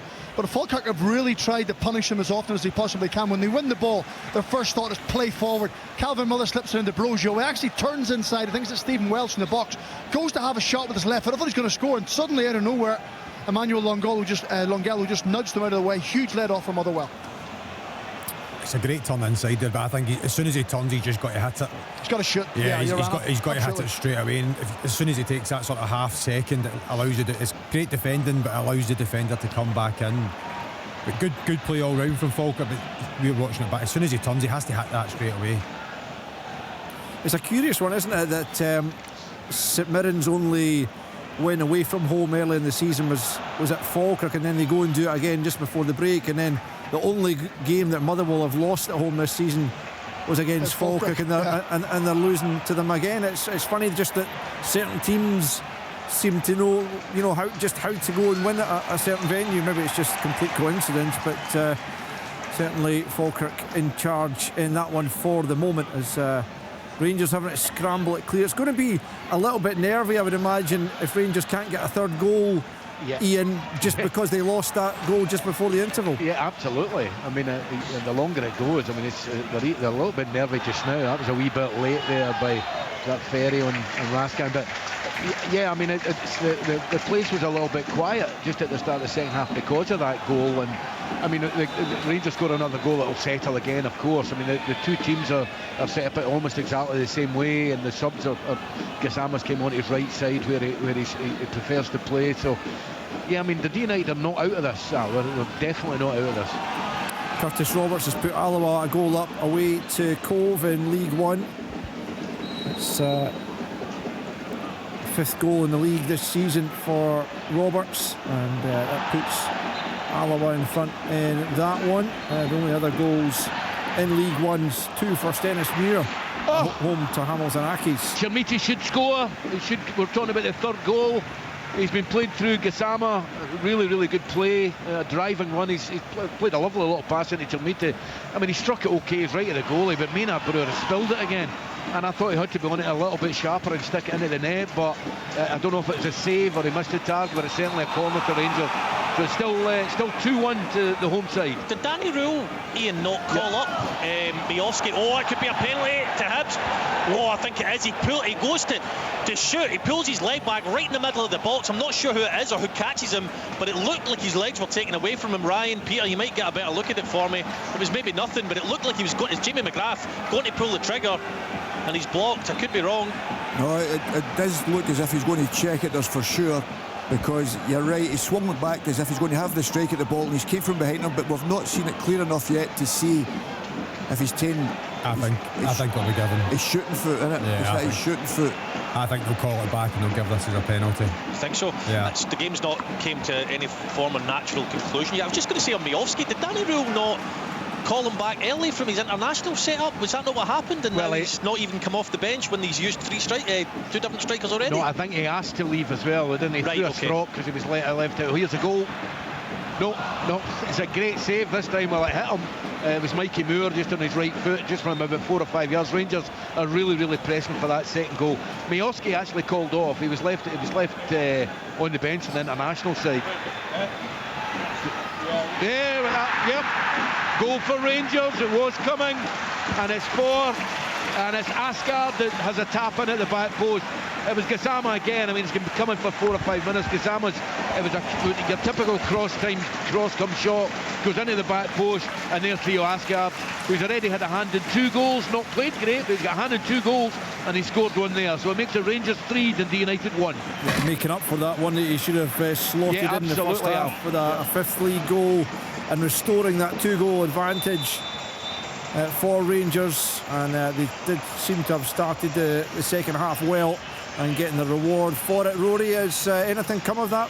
No, nothing at all, which I'm surprised that I get one look at it. So when Peter and Ryan seen what I witnessed, I assumed that it would get called back, but no, nothing doing. I've not seen a replay of it, you guys? No, I only saw it live as well, and I just thought as soon as I saw it, obviously it's a small screen that we're seeing it, but it looked as if gets his legs taken away from him. As if his legs are caught, and nowadays you would just expect that to get pulled back and a penalty given, but they've obviously seen it back and thought nothing of it. It's interesting, Rangers have got a lift of Gassama coming on and Olsen getting off, because he's been more direct, he's got balls in the box, they've created 2 or 3 chances, and it just tells you where maybe Olsen is at this moment in time. And you think getting into that game today, the way It's a he's goal been at playing. Gayfield. You'd have started with Gassama. Yes, Tyrone. And it's St Johnstone who now have the lead here. It was a ball that was played in from the left, and it was Liam Smith. He leapt towards it and headed the ball into the net, much to the delight of the large St Johnstone support here at Gayfield, where it's now Arbroath 1, St Johnstone 2. That's Tyrone, that could be massive. St Johnstone showing that they have the bottle to come from behind, and elsewhere, Stennismuir. We've also just had a red card down at Ayr as well, Al, for Lee Ashcroft. Anton Dowds has come out the second half and he's been a different player. He's running down the channels, he's running down the sides with everything that they struggled in the first half, and he's take the ball down the channel, he's cut back inside through Lee Ashcroft's legs, and it's a kind of cynical foul really, but he's already been booked early in the first half and the referee's just now sent him off, so Thistle down to 10 men. That is not good news for them, particularly with St Johnstone having taken the lead. They won't want to drop points, but to be playing against a man more in the second half is going to be tough for them. Yes, Stephen? Yeah, great chance for Motherwell. I'll tell you, it's a raking pass, and I'm talking about raking 50 yards. Emmanuel Longello from left-hand side to right-hand side. Tom Sparrow makes a lovely dart and run in between Leon McCann and Liam Henderson. He gets a good first touch around him at the penalty spot. The second one won't sit, so the ball won't sit for him, and he ends up hooking it over the crossbar. But it's a great chance for Motherwell to go level. Great chance for the United there. Yes, Ian? Yeah, it was Waters. He looked offside, but I tell you what, he's really, really quick. I didn't realise he was as quick. He got away from John Suter. He could maybe have squared it to Fata. The guys will tell you. You're right, Ian. Thought he'd have maybe had a tap in, but it was a really, really good pace and a good strike. It was a good chance for the United. Yeah, should have squared that, shouldn't he? It's another goal 100%. at Gayfield. OK, Tyrone, yeah. And it's an equaliser for Arbroath. The ball was swung in from the right-hand side, and it was Tom O'Brien who emerged at the back post to sclaff a header. Can you sclaff a header? But he kind of headed it into the net anyway. I've seen you sclaff a header back in the day. Its way in. But it's 2-2 now. A cracking game this now. Sounds like it. But yeah, that was a big chance for United to get back in again. Oh, massive. He's got to square it. And you can see the defenders diving in, but Ryan will tell you, he's a striker, he's having a shot probably, but the best strikers will just roll back to the side and it's a tap-in. And that's why I was not one of the best strikers, because anything inside the 18-yard box I was shooting. Fair enough, fair enough. But see, going back onto Peter's point there about Gassama, can we not just go back to having wingers that just run at defenders, please? Because you see the difference that makes. We're obviously watching a cut back here. The difference it'll make now for, and Colby will tell you as well, for Asgard, Mikey Moore to create space where Scov-Olsen in the first half, he's sort of the same. He wants to come and get the ball 35, 40 yards deep in his own half and get. See if you've just got a winger that at any time you can give the ball to him and say, on you go, lad. You just go and get at them. It creates so much more space for the rest of the team, and it's such a big thing. It looks like United are going to have to replace the keeper here, Ian. Dave Richards is getting stripped. Yeah, Maynard Brewers went down. I don't know. Listen, I've got to tell you, I didn't think there was anybody near him. I don't know, maybe he's fallen awkwardly, but the play was at that. Well, I wasn't going to say that, but I'm thinking, does he want to get out of here? I don't know, probably not, but he took one in the chest just before that third goal went in. I think I'm just looking at the way he's down at the moment. I've not seen anything since then. Yeah, I mean, I don't know, but the stadium's buoyant. You know, if Rangers get the next goal, it could be really naughty for Dundee United. So I'm not saying that the boy is probably injured, but I would say he hasn't had his best afternoon. But Dave Richards he's stripped and coming on. It looks like he's maybe his shoulder, maybe. It's a finger. Well, it's unclear. He does look to be injured yet, so Dave Richards about to come on. That's not a substitution that Jim Goodwin would have wanted to have made. Look, there's a few goals going in I need to tell you about. Stennismuir now 3 up thanks to Gregor Buchanan's second goal of the season on Hamilton Accies. Queen of the South leading by 1-0. That was Jordan Allen with a second of the campaign for them. East Kilbride are a goal up on Annan, top of the table. East Kilbride looking to stretch their advantage. It's the 18th goal of the season for John Robertson. Tyrone told us about Tam O'Brien's equaliser there at Gayfield. 2-2 between Arbroath and St Johnstone, with Ayr and Thistle still 0-0, but Thistle down to 10 after Lee Ashcroft's red. Oh, so what a chance again. Sorry to jump in, Al. United have missed another chance.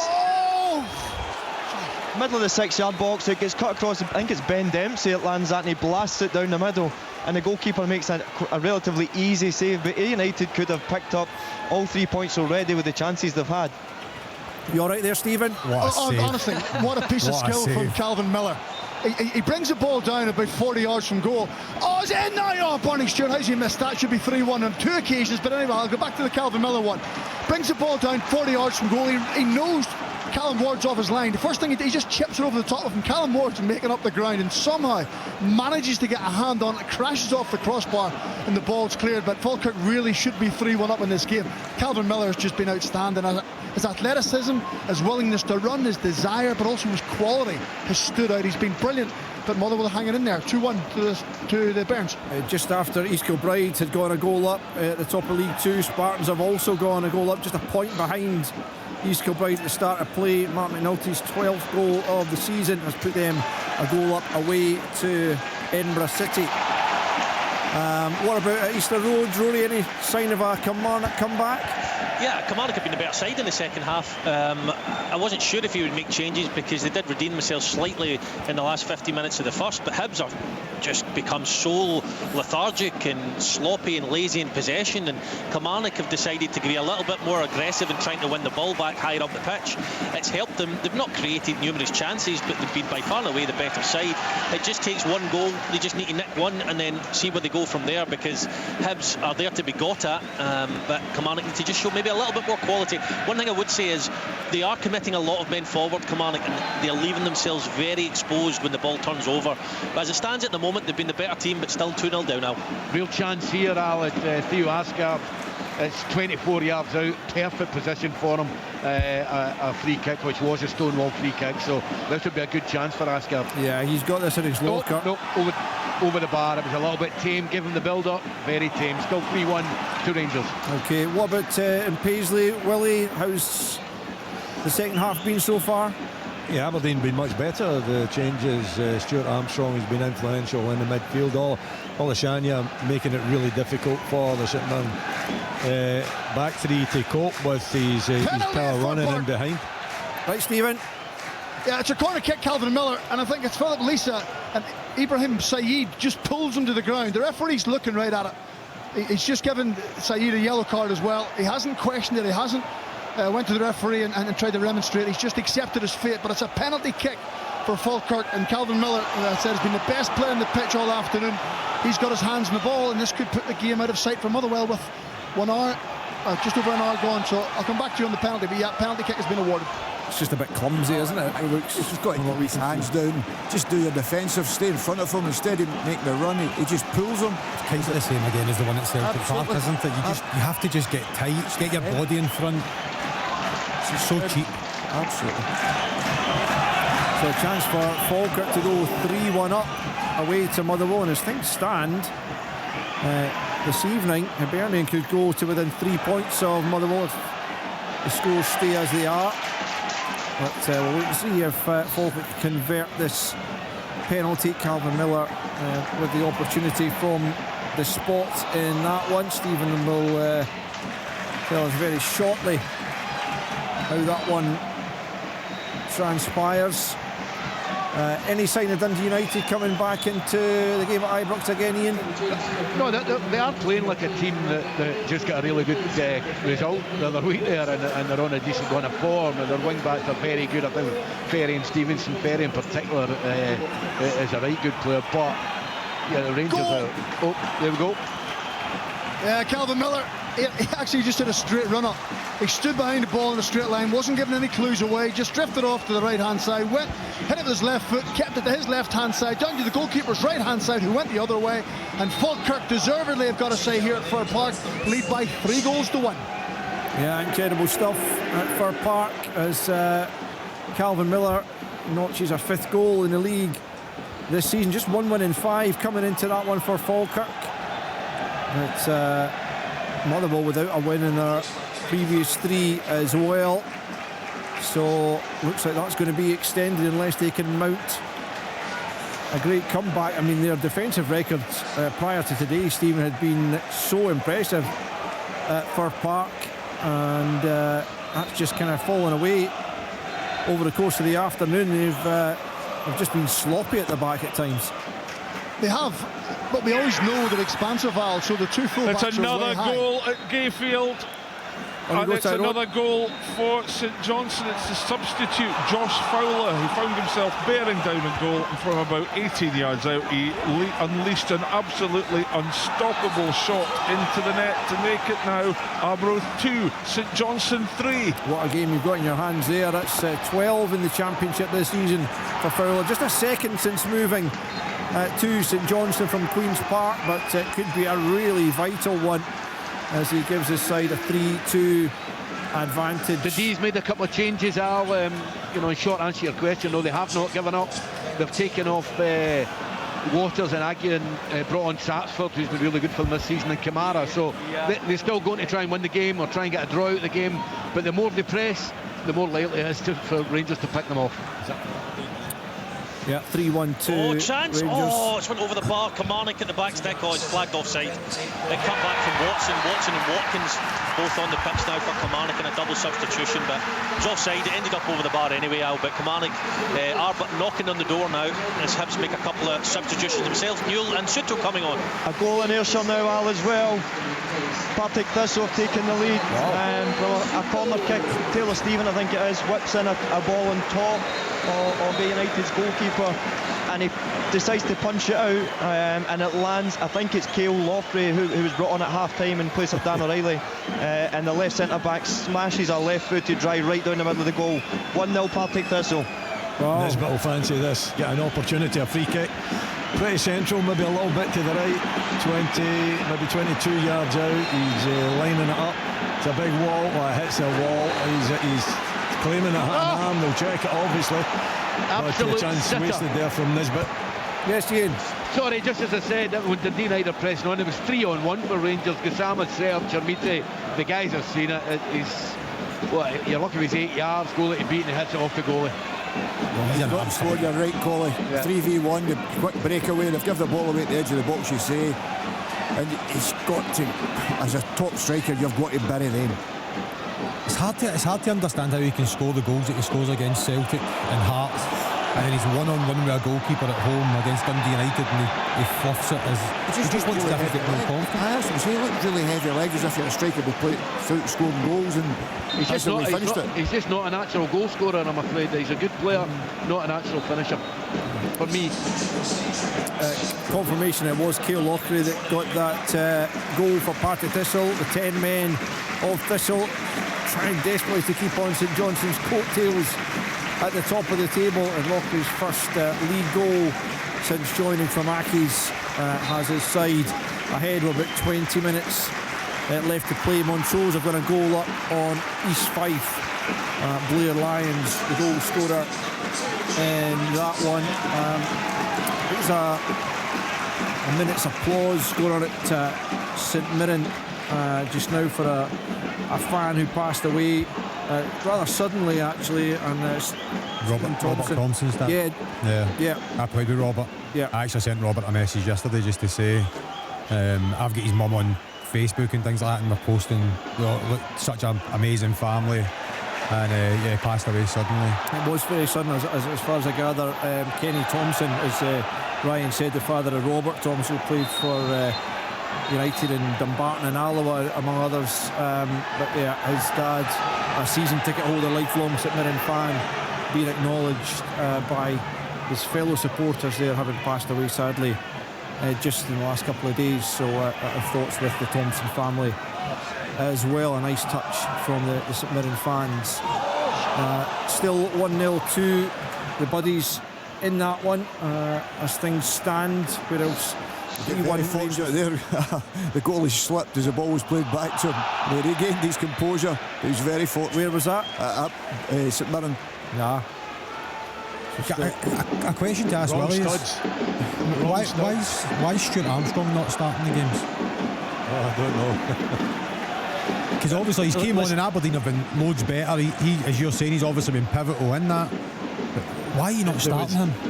Yeah, they just had the two in the midfield in the first half. It didn't work. They had the three up top, two wide and one central. So Stuart Armstrong's come on, and giving them an extra man in the midfield, and they went to the 2 up the top instead of the 3 up the top. And well, you know the quality that Stuart's got, so why he's not starting, I don't know. But you know, I think given the circumstances, well, under the pressure with the experience he's got, you know how he'll probably be with other players, just how calm he is on the ball, you would do everything you possibly could to just get him in the team to try and have a bit of stability.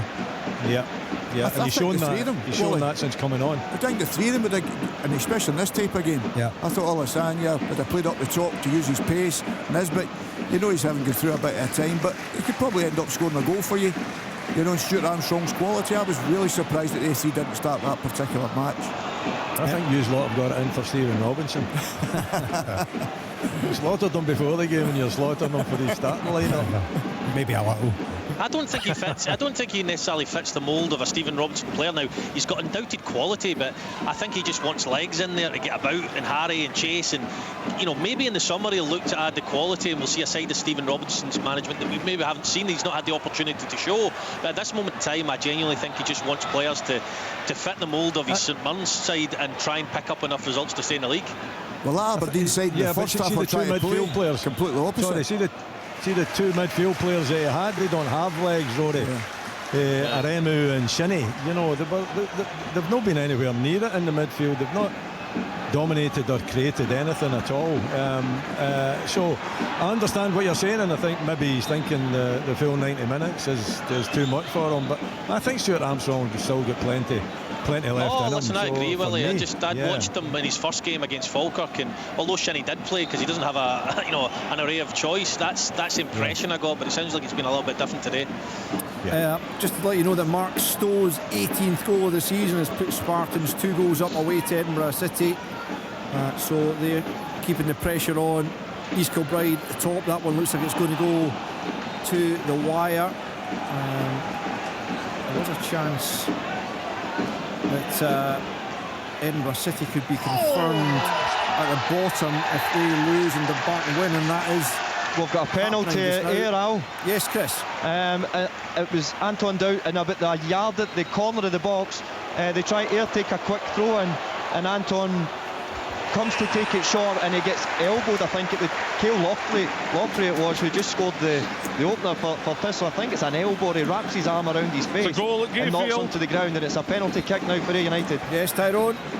And it's another goal for St Johnstone. The ball was played in from the right hand side, and Jack Baird he ghosted in.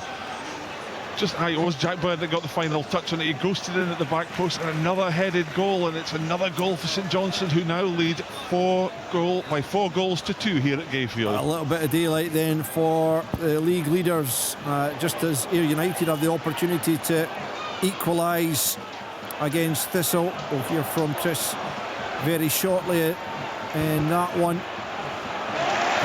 Rangers look like they're pressing for a 4th goal, trying to extend their goal difference as well as the points at the top of the table. I've no idea how they haven't scored a 4th goal, Al, to be honest. Yeah, they look like they're well on top now. Yeah, and we were talking about it before. I looked at their bench that started, everyone in international apart from James Tavernier, so the strength of the squad now is right up there. East Kilbride have got 2-0 up on Annan Connor Young with that one. 1-1 Al. Jamie Murphy, really good penalty, right footed, he takes his time. I think he's actually doing some of the coaching now as well. That's a goal for Dundee United. Transitioning 1-1.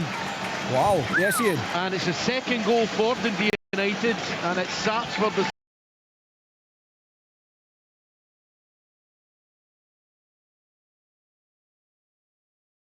substitute.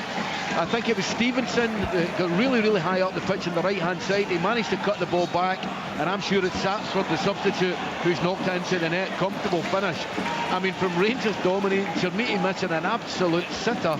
It's game on again. It's 3-2 and Dundee United are right in it. Yeah, that's astonishing on the counter-attack there. But United and Satsford with his 7th league goal of the season. And this time they did cut it back. Yeah. And then you get the tap in. Definitely onside as they're just looking at the reruns here, but yeah, both passes in that attacking phase, the United players are onside, so That one looks like it'll definitely stand. Sapford reduces their arrears once more, 3-2 now. Just as I was saying, the Rangers are trying to extend their goal difference. It's getting checked for offside, Al. Yeah, it will be checked, but look, they both look on to me. It looks completely onside to me. Collie, see when you look at that counter attack there, see with Raskin's position, I keep saying about him talking about being a number 6. Yeah. There's nobody in front of that back line. I know, they're just, I think, I get what you're trying to say. I think Raskin's been terrific today, but they've just been so dominant in the second half. I think they're maybe losing a wee bit of discipline. Yes. Players going out into positions they shouldn't be in. But that was a really, really terrific breakaway from Dundee United, and that's the right wing back, Lucas Stevenson, in the opponent's box at Ibrox, 60-70 yards up the pitch to be able to cut it back.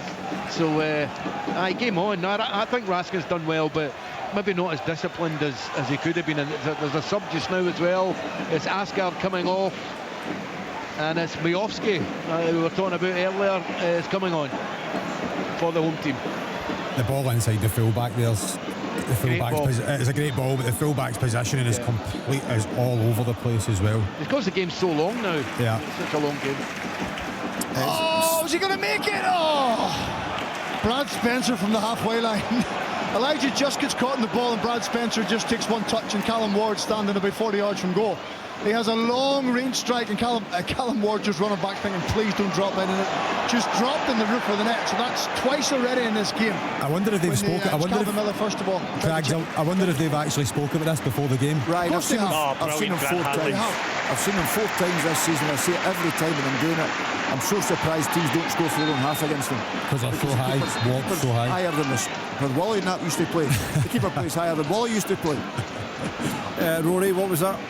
I was just saying, brilliant from Grant Hanley. Really good. He's so quick across the grass. I think you forget the space he's got. Marley Watkins made a terrific run in behind his centre back partner, and he didn't think he was going to get there, and he just put on the afterburners and got across. He's in a really good game today, Grant Hanley. Yeah, he didn't see. I don't think he got on at all, did he, in the Scotland games during the international break? But certainly looks likely to be part of Steve Clarke's squad for the World Cup in the summer. Just a couple of other goals. Come on. The referee has given the Hibernian goalkeeper Salinger about 3 or 4 of those. The ball's swung in. He's right underneath his crossbar. There's no foul there, and every single time he just goes down and the referee gives a foul. It's frustrating to watch, actually, because Kilmarnock probably deserved to get at least 1 goal back into this, but every single corner or dead ball he just seems to go down, and a free kick's given, and I'm not convinced any of them have been fouls. That one certainly wasn't, Rory. What was I going to tell you? Queen of the South have our man sent off. Jack Hanna, red card in their game, and Spartans are now 3-0 up away to Edinburgh City.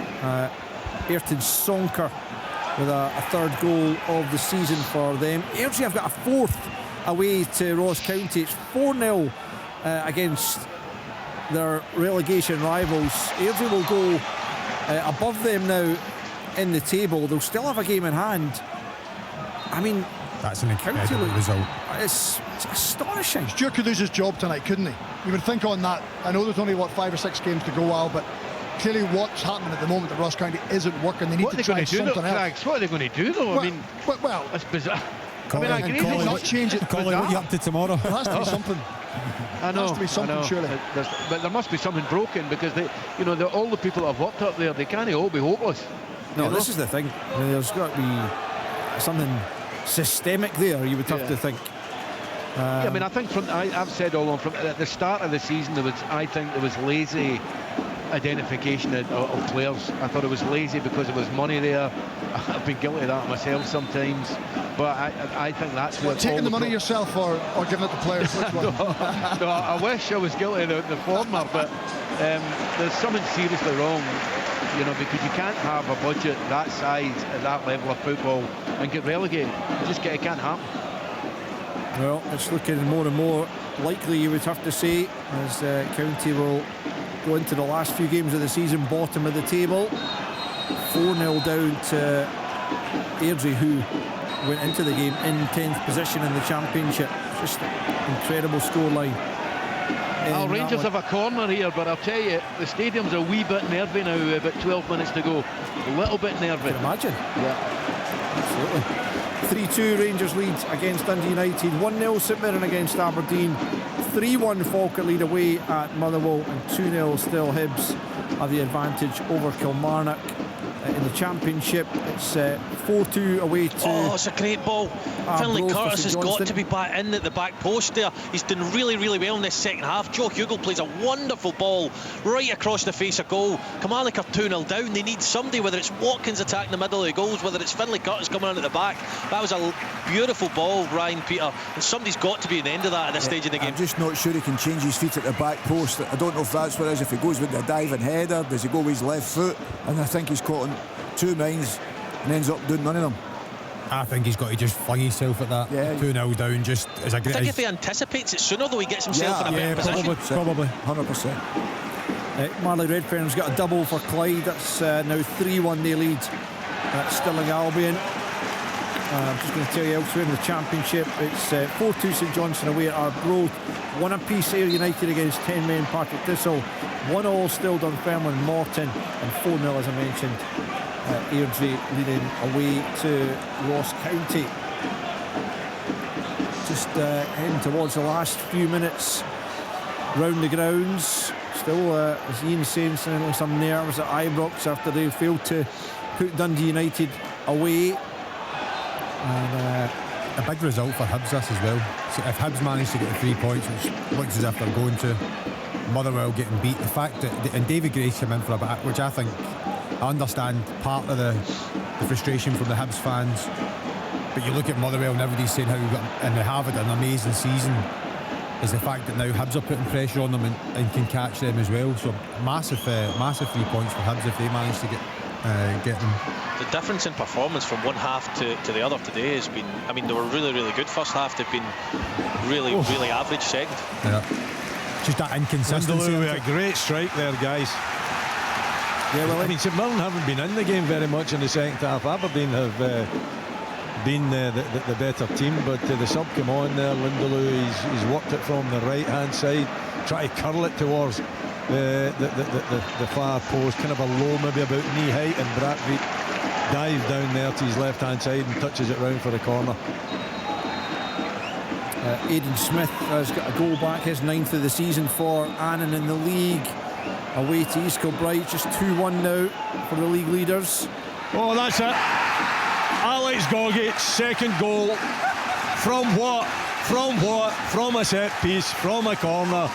Just guided in there. Gogic comes off his man outwards, and it's a brilliant finish. Just guides the header into the far corner and nestles in the back of the net.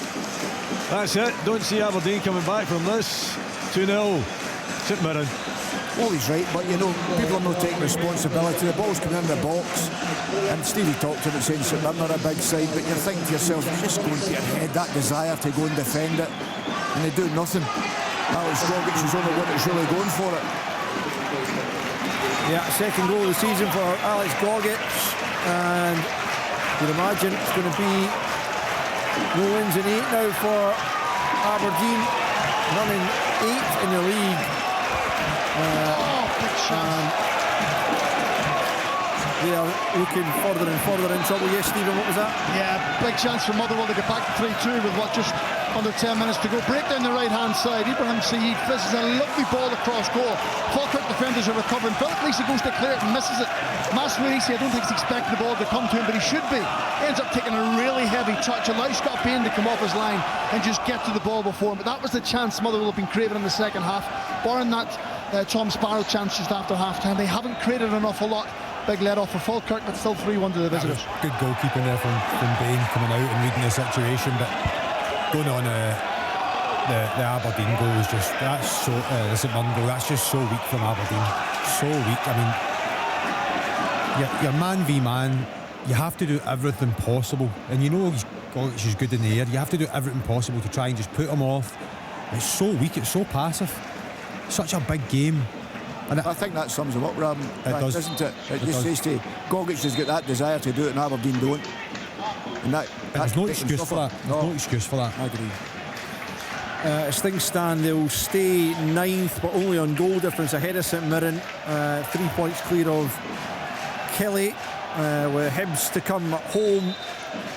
And Willie, I mean, you have to say that's a game they have to go and surely get a victory from to try and ease the pressure that they've come under in recent weeks. Well, he's away home. Stunned into silence. I think Willie's pulled the plug. He's done. Well, it's just grim for Aberdeen at the moment, that is for sure. And heading for another defeat by the looks of it this afternoon, with the minutes ticking down. How are things at Ibrox lately? Ian, I haven't heard from you all that much in the last 10 minutes or so.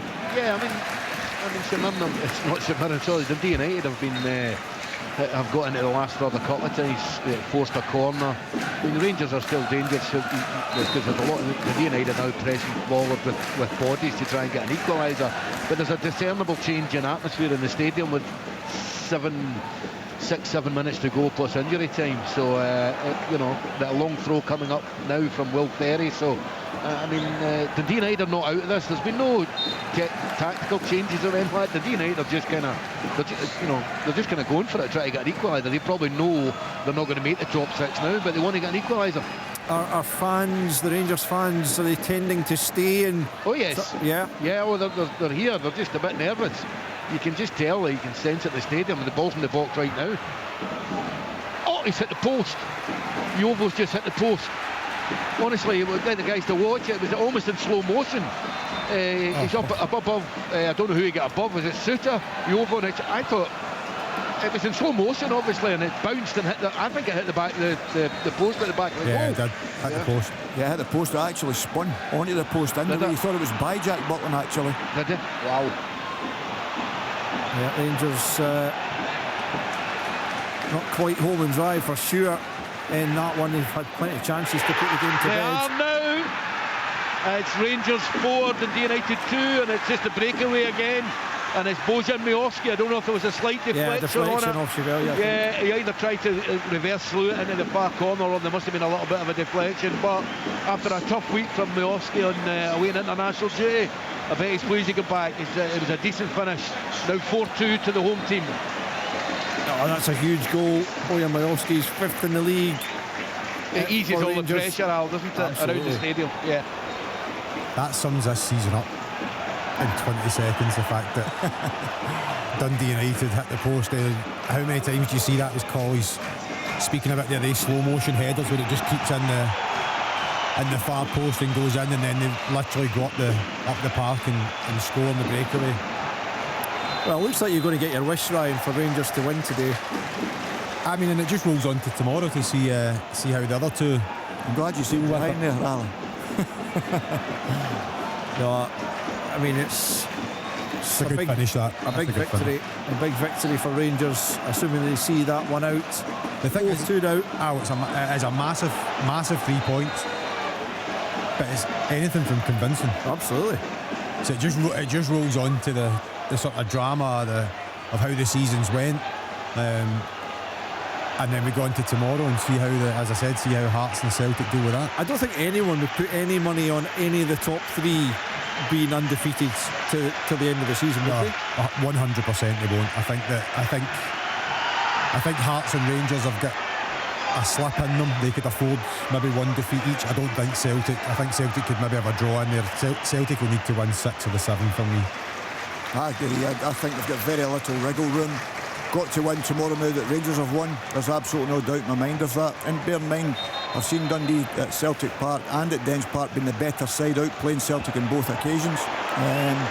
So it's not a give me tomorrow.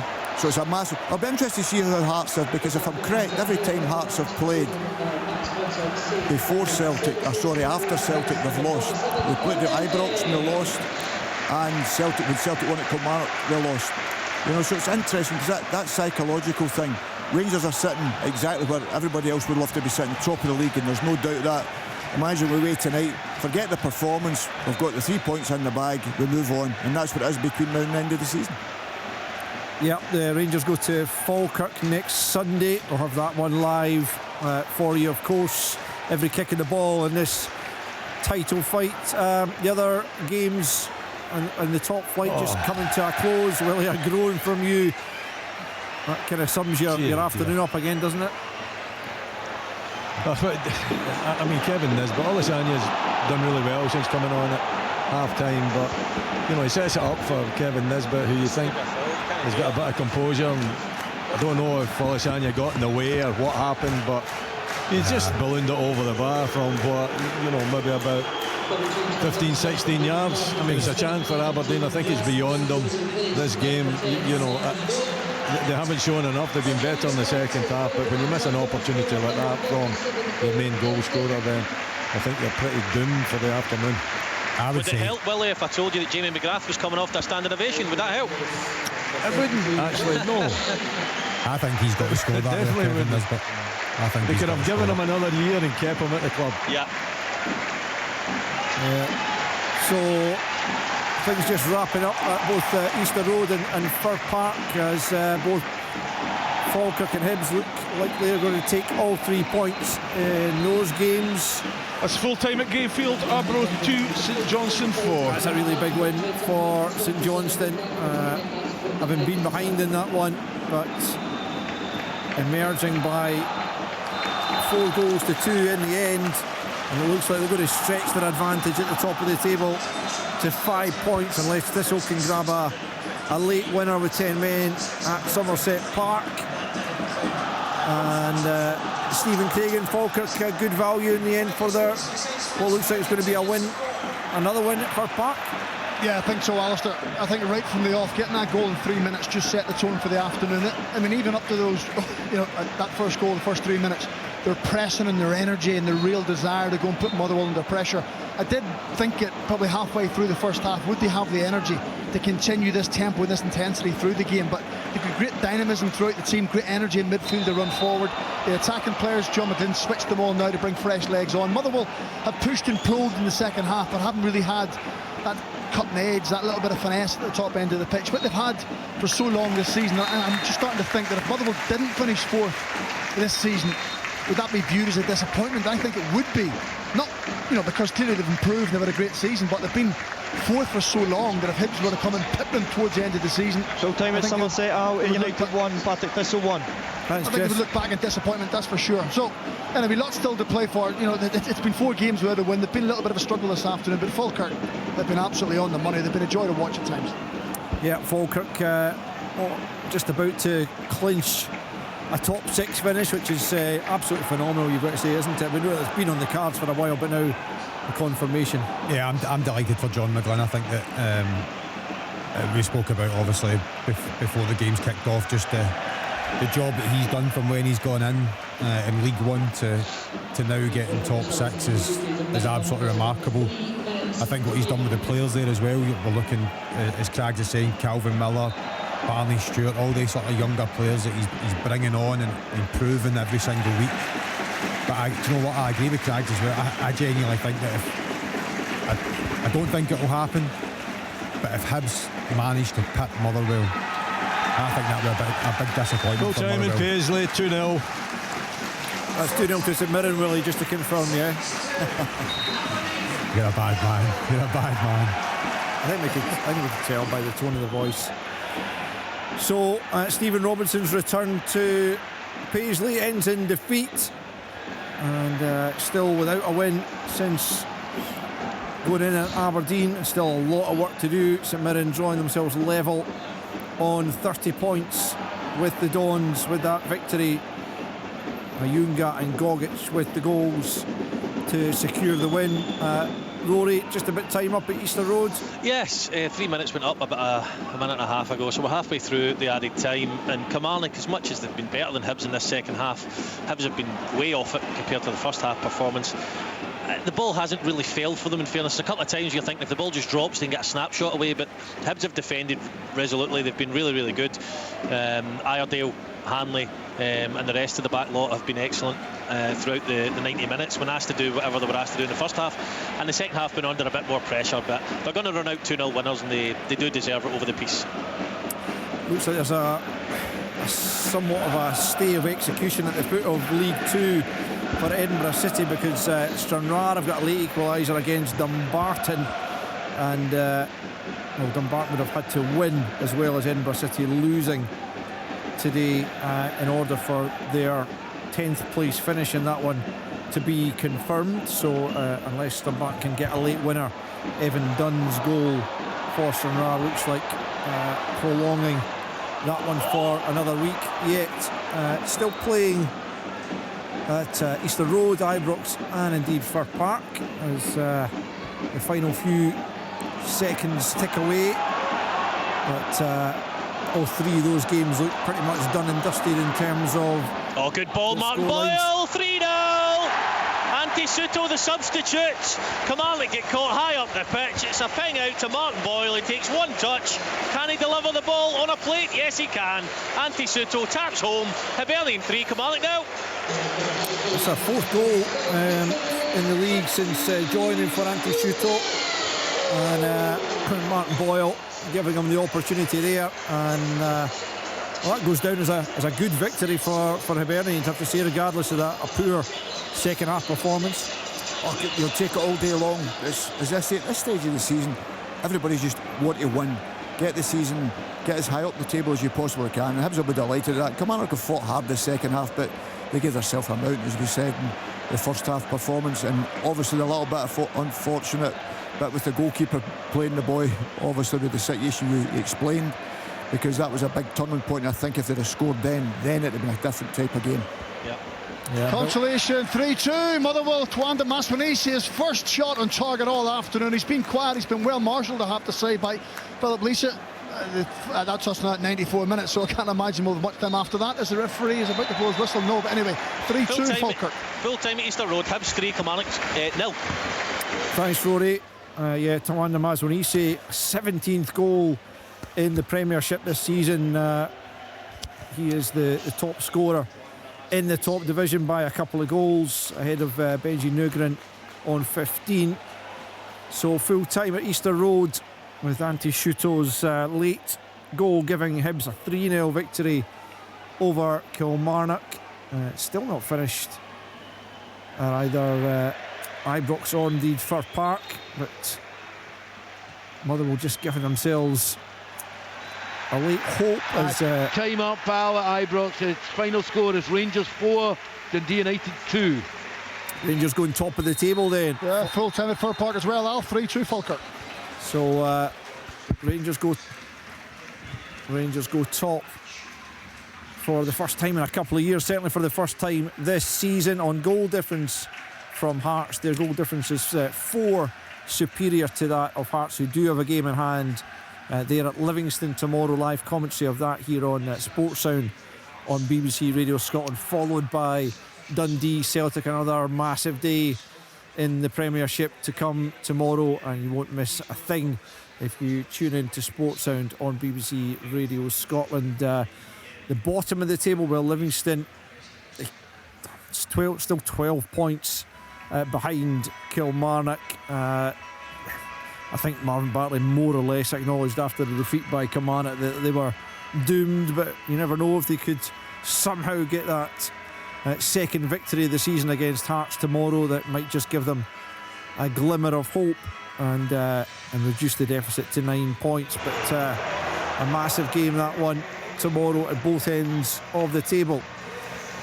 And well, that is full time around the country, so we'll be going round each of the stadiums to get a full-time report. You've been listening to Open All Mics. Every goal, Brilliant goal!